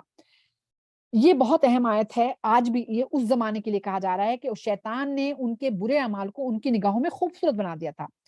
یعنی کہ دیکھیں شیطان کیا چاہتا ہے، شیطان چاہتا ہے کہ کوئی جنت میں نہ جائے، سارے لوگ میرے ساتھ جہنم میں جائیں، اس نے یہی تو چیلنج کیا تھا نا حضرت آدم علیہ السلام کو کہ تمہاری وجہ سے مجھے جنت سے نکالا گیا ہے، تمہاری ساری اولاد کو میں اپنے ساتھ جہنم میں لے کے جاؤں گا۔ تو جتنے بھی گناہ کے کام ہیں اس کو اس نے کیا کیا، اٹریکشن پیدا کر دیا، اتنا اٹریکشن پیدا کر دیا کہ آج لوگ سمجھدار ہیں، قرآن بھی پڑھتے ہیں، معنی بھی پڑھ رہے ہیں، لیکن ان گناہوں کے اندر ان کو اتنی لذت آتی ہے، اپنا لذت اتنی آتی ہے، اس لذت میں وہ اتنے خوبصورت لگتے ہیں کہ وہ روک ہی نہیں پاتے اپنا آپ کو۔ ہم سب اس میں شامل ہیں، ہمیں پتا ہے یہ چیز غلط ہے، پھر بھی ہم اس میں لگ جاتے ہیں، توبہ کر لیتے ہیں، پھر جو ہے اتنا مطلب اس کے اندر اتنی خوبصورتی ڈال دیں گناہوں کاموں میں کہ انسان توبہ کرتا ہے پھر لگ جاتا ہے، لیکن پھر وہی چیز ہے کہ روکتا رہے اپنا آپ کو، یہ نہ ہو کہ نہیں بھائی ہم تو بچ ہی نہیں سکتے ان گناہوں سے، ہم چھوڑ ہی نہیں سکتے، جتنی دیر کے لیے بھی چھوڑ سکتے ہو توبہ کرتے رہیں، کیونکہ یہ تو شیطان ہمیں بہکاتا ہے، اس نے خوبصورت بنا دیا ان چیزوں کو۔ اور آج جو ہے لوگوں کو دیکھیے، آپ ان کے لباس دیکھ لیجئے، گھروں کے ان کے ماحول دیکھ لیجئے، ان کے رہنے سہنے کا ڈھنگ دیکھ لیجئے، ان کے لوگوں کے ساتھ اخلاق دیکھ لیجئے، ان کے معاملات دیکھ لیجئے، ساری چیزیں شیطان نے بہکایا ہوا ہے انسان کو، مزہ ہی اس کو گناہ کرنے میں آنے لگا انسان کو، اور انہیں راہ حق سے روک دیا تھا، حالانکہ وہ ہوش مند لوگ تھے۔ یعنی کہ سارے کے ساری قومیں جو ختم ہوئی ہیں نا، کیوں ختم ہوئی؟ کیونکہ شیطان نے ان کے خواہشات کو اتنا خوبصورت بنا دیا تھا کہ ان کو کچھ نظر ہی نہیں آتا تھا اس کے سامنے، اور پھر کیا ہوا کہ اللہ تعالیٰ نے سب کو تو یہ کہا جا رہا ہے کہ جو ہوش مند لوگ تھے جنہوں نے سب یہ جو ختم ہوئے۔ اور ہم نے قارون اور فرعون اور حامان کو بھی ہلاک کر دیا۔ قارون جو ہے وہ تو اس کا ذکر آ ہی گیا ہے کہ وہ حضرت موسیٰ علیہ السلام کا بنی اسرائیلیوں میں سے تھا، اور بہت دولت تھی اس کے پاس۔ فرعون کا بھی ہم پڑھ چکے ہیں، حامان جو تھا وہ فرعون کا وزیر تھا، اور وہ بالکل فرعون کی طرح ہی تھا، بالکل اس کا جیسے داہنا ہاتھ تھا، ہلاک کر دیا تھا۔ اور قارون کو تو زمین میں دھسا دیا تھا اللہ تعالیٰ نے، فرعون اور حامان کو پانی میں جو ہے وہ غرق کر دیا تھا۔ اور موسیٰ ان کے پاس کھلی نشانیاں لے کر آئے تھے، لیکن انہوں نے زمین میں تکبر کی راہ اختیار کی اور وہ لوگ ہم سے بچ کر نہیں نکل سکتے تھے۔ اس کے بارے میں ہے کہ اللہ تعالیٰ نے حضرت موسیٰ علیہ السلام کو جو ہے نیل کی طرف بھیجا تھا، قارون کے اور فرعون اور حامان جو ہیں ان کی طرف آئے تھے، خدائی دعویٰ بھی کیا کرتے تھے، اور اللہ تعالیٰ نے ان کے اوپر پھر عذاب آئے تھے اللہ کی طرف سے۔ تو ہم نے ان میں سے ہر ایک کو اس کے گناہ کی وجہ سے پکڑ لیا، تو ان میں سے بعض پر ہم نے پتھروں کی بارش کر دی، اور بعض کو ایک زبردست چیخ نے آ لیا، اور بعض کو زمین میں ستا دیا، اور بعض کو ہم نے ڈبو دیا۔ یعنی کہ سارے قوموں پہ جو عذاب آئے نا ان کے بارے میں یہاں ذکر آ رہا ہے۔ اور اللہ نے ان پر ظلم نہیں کیا تھا، بلکہ انہوں نے اپنے آپ خود ظلم کیا تھا۔ یعنی کہ اللہ نہیں ظلم کرتا، اللہ نے ظلم کرتا کہ اللہ تعالیٰ نے بیٹھے بٹھائے بس قوم پہ جو ہے وہ کر دیا کہ عذاب آ جائے، نہیں، پہلے نبی آتے تھے، اور پھر یہ لوگ کیا کرتے تھے، نبیوں کی تکذیب کرتے تھے، جھٹلایا کرتے تھے، آیتوں کا مذاق اڑاتے تھے، اور پوچھا کرتے تھے کب آئے گا عذاب، کب آئے گا عذاب۔ اور پھر جو اللہ نے بتایا ہے، اللہ نے کہا ہے دائیں چلو تو یہ بائیں چلتے تھے، اگر اللہ کہہ رہا ہے بائیں چلو تو دائیں چلتے تھے، یعنی کہ ہر چیز جھٹلاتے تھے، خود انہوں نے اپنے اوپر ظلم کیا، پھر اس کے بعد عذاب آئے۔ جو لوگ اللہ کے سوا دوسروں کو اپنا کارساز بنا لیتے ہیں، ان کی مثال مکڑی کی ہے۔ اب یہ جو اس کا نام عنکبوت رکھا گیا سورت کا، یہاں پہ اس کا ذکر شروع ہوتا ہے مکڑی کا۔ ان کی مثال مکڑی کی ہے جو اپنا ایک گھر بناتی ہے، اور سب سے کمزور گھر مکڑی کا ہوتا ہے، کاش کہ وہ اس بات کو سمجھتے۔ اب یہاں پہ مکڑی کا ذکر کیا کیا گیا ہے، مکڑی جو ہے جب اپنا جال بنتی ہے نا، تو بنتی رہتے وہ مطلب مکڑی جو ہے اسے اپنی ایک جیسے کہ آپ نے دیکھا جو بھی پرندہ اپنا گھر بناتا ہے وہ اس میں اپنا تحفظ سمجھتا ہے کہ چڑیاں اس طرح کا پرندے وہ بناتی ہیں گھونسلے، تو اس میں وہ آ کے چھپ جاتی ہیں اور سوچتی ہیں کہ ہماری حفاظت ہو رہی ہے۔ اور اس کے علاوہ جو یہ آپ کا دیکھا ہوگا خرگوش ہیں، وہ زمین کے اندر ایسی لمبی لمبی سرنگیں بناتے ہیں اپنی حفاظت کے لیے، تو مکڑی کا بھی اندر یہی ہے کہ مکڑی جالا بنتی ہے اور وہ یہ سوچتی ہے کہ بہت محفوظ ہے، جبکہ جالے کی اصلیت کیا ہے کہ اسے ہاتھ لگانے کی بھی ضرورت نہیں ہے، آپ پھونک بھی زور سے مار دیں تو وہ ختم ہو جائے گا۔ تو یہی بتایا جا رہا ہے کہ جو مشرک ہے نا، جس چیز پہ یہ بھروسہ کرتے ہیں نا اپنے شرک شروع پہ، یہ مکڑی کے جالے کی طرح ہے، یعنی کہ وہ ان کو ذرا سے بھی نہیں بچا سکتے۔ یعنی کہ ایک کوئی چیز ذرا سا تو سہارا دینا، یہ مکڑی کے جال کی طرح ہے سب کچھ، اللہ تعالیٰ لمحے میں ہلاک کر دے گا سب کو۔ جیسے کہ مکڑی کا جال ایک پھونک میں اڑ جاتا ہے نا، اسی طرح ان کی جو یہ خواہشات ہیں، ان کے جو یہ شرکا ہیں اور جو شرک کرتے ہیں، یہ لمحوں میں اللہ تعالیٰ ختم کر دے گا۔ بے شک اللہ ہر اس چیز کو جانتا ہے جسے وہ لوگ اللہ کے سوا پکارتے ہیں، اور وہ بڑا زبردست اور بڑی حکمت والا ہے۔ اور یہ مثالیں ہم لوگوں کے لیے بیان کرتے ہیں، اور انہیں صرف علم والے ہی سمجھتے ہیں۔ یعنی کہ ہر کوئی، دیکھیں اللہ تعالیٰ تو بہت مثالیں دیتا ہے، لیکن کون کون اس پہ جو ہے سننے کے بعد غور و فکر کون کرتا ہے؟ صرف وہ جو اس چیز کی تڑپ رکھتا ہے کہ مجھے علم حاصل ہو، میں اس پہ عمل کروں، میں سمجھوں اللہ نے میرے لیے کیا پیغام بھیجا ہے، پیغام ہی تو ہے یہ۔ تو جو علم رکھتے ہیں نا، اور جو اس کی خواہش رکھتے ہیں علم کو حاصل کرنے کی، صرف ان مثالوں سے وہی سمجھتے ہیں۔ نہیں تو مکڑی کا ذکر پڑا اور نکل گئے، مطلب مکڑی کا ذکر غور و فکر کرو کہ اس کا جالا کتنا کمزور ہے۔ ایسے ہی ان لوگوں کی خواہشات ہیں جو مشرک ہیں اور جو گناہ گار ہیں نا، جو دنیا میں لگے ہوئے ہیں، تو اسی طرح سے ان کی جو وہاں پہ وہ جائیں گے تو اس طرح سے بالکل کمزور جالے کی طرح ہوں گے، ان کے جو بہانے ہوں گے نا وہ ایک جالے کی طرح ہوں گے، کوئی ان کی مطلب مضبوطی نہیں ہوگی، ذرا سا ٹھہراؤ نہیں ہوگا اس کے اندر۔ اللہ نے آسمان اور زمین کو برحق اور مقصد کے ساتھ پیدا کیا ہے، بے شک اس میں ایمان والوں کے لیے نشانیاں۔ پھر اللہ تعالیٰ نے یہاں کہہ دیا کہ زمین اور آسمان کو اللہ نے ایسے نہیں پیدا کہ بیٹھے بیٹھے اللہ کا دل چلانے کا بس زمین بن جائے آسمان بن جائے، اللہ نے کسی جو ہے مقصد کے لیے پیدا کیا ہے۔ اور اللہ نے جن اور انسان کو تو سورہ الزاریات میں کہا ہے نا کہ میں نے جن اور انسان کو اس لیے پیدا کیا کہ میری عبادت کریں، بس یہ مقصد ہے زندگی کا اور کوئی نہیں ہے مقصد۔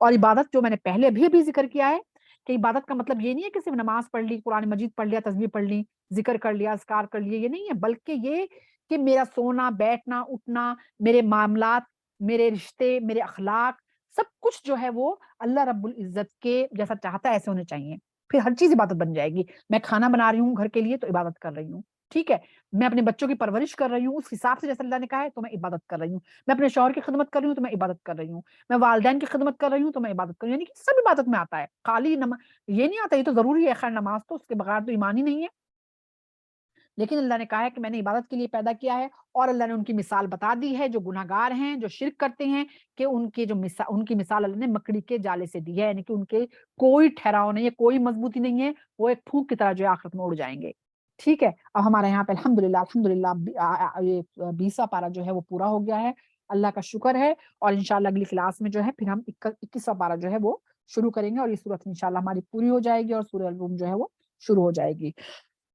سبحان ربک رب العزت عما یصفون وسلام علی المرسلین والحمد للہ رب العالمین۔ ربنا تقبل منا انک انت السمیع العلیم وتب علینا انک انت التواب الرحیم۔ ایک ہماری بہن ہے سیما جو ہماری کلاس میں پابندی سے جو ہے وہ آتی ہیں، ان کے بھائی کی بہت بہت زیادہ طبیعت خراب ہے، ڈائلیسس بھی ہو رہا ہے اور بہت زیادہ مطلب طبیعت خراب ہے، پر انہوں نے خاص طور سے اللہ تعالیٰ ان کے بھائی کو صحت، تندرستی، عافیت اور خیر سے نوازے اور خیر کے فیصلے کرے، اور بھی جتنی بہنیں موجود ہیں اللہ تعالیٰ ان کی تمام جائز خواہشات پوری کرے، جس کے گھر کی جو پریشانیاں ہیں اللہ تعالیٰ وہ تمام پریشانیاں اللہ تعالیٰ دور فرمائے، اللہ تعالیٰ ہمیں دین کا کام کرنے والا بنا دے، اور ایمان کے ساتھ اللہ تعالیٰ ہم زندہ رہیں، اور ایمان کے ساتھ ہی ہمارا اللہ تعالیٰ خاتمہ ہو، اور اللہ تعالیٰ جو آزمائشیں آج کل آئی ہوئی ہیں مسلمانوں پہ، اللہ تعالیٰ ان آزمائشوں سے حفاظت فرمائے مسلمانوں کی، آمین رب العالمین۔ سبحانک اللہم و بحمدک نشہد ان لا الہ الا انت نستغفرک و نتوب الیک۔ السلام علیکم ورحمۃ اللہ وبرکاتہ۔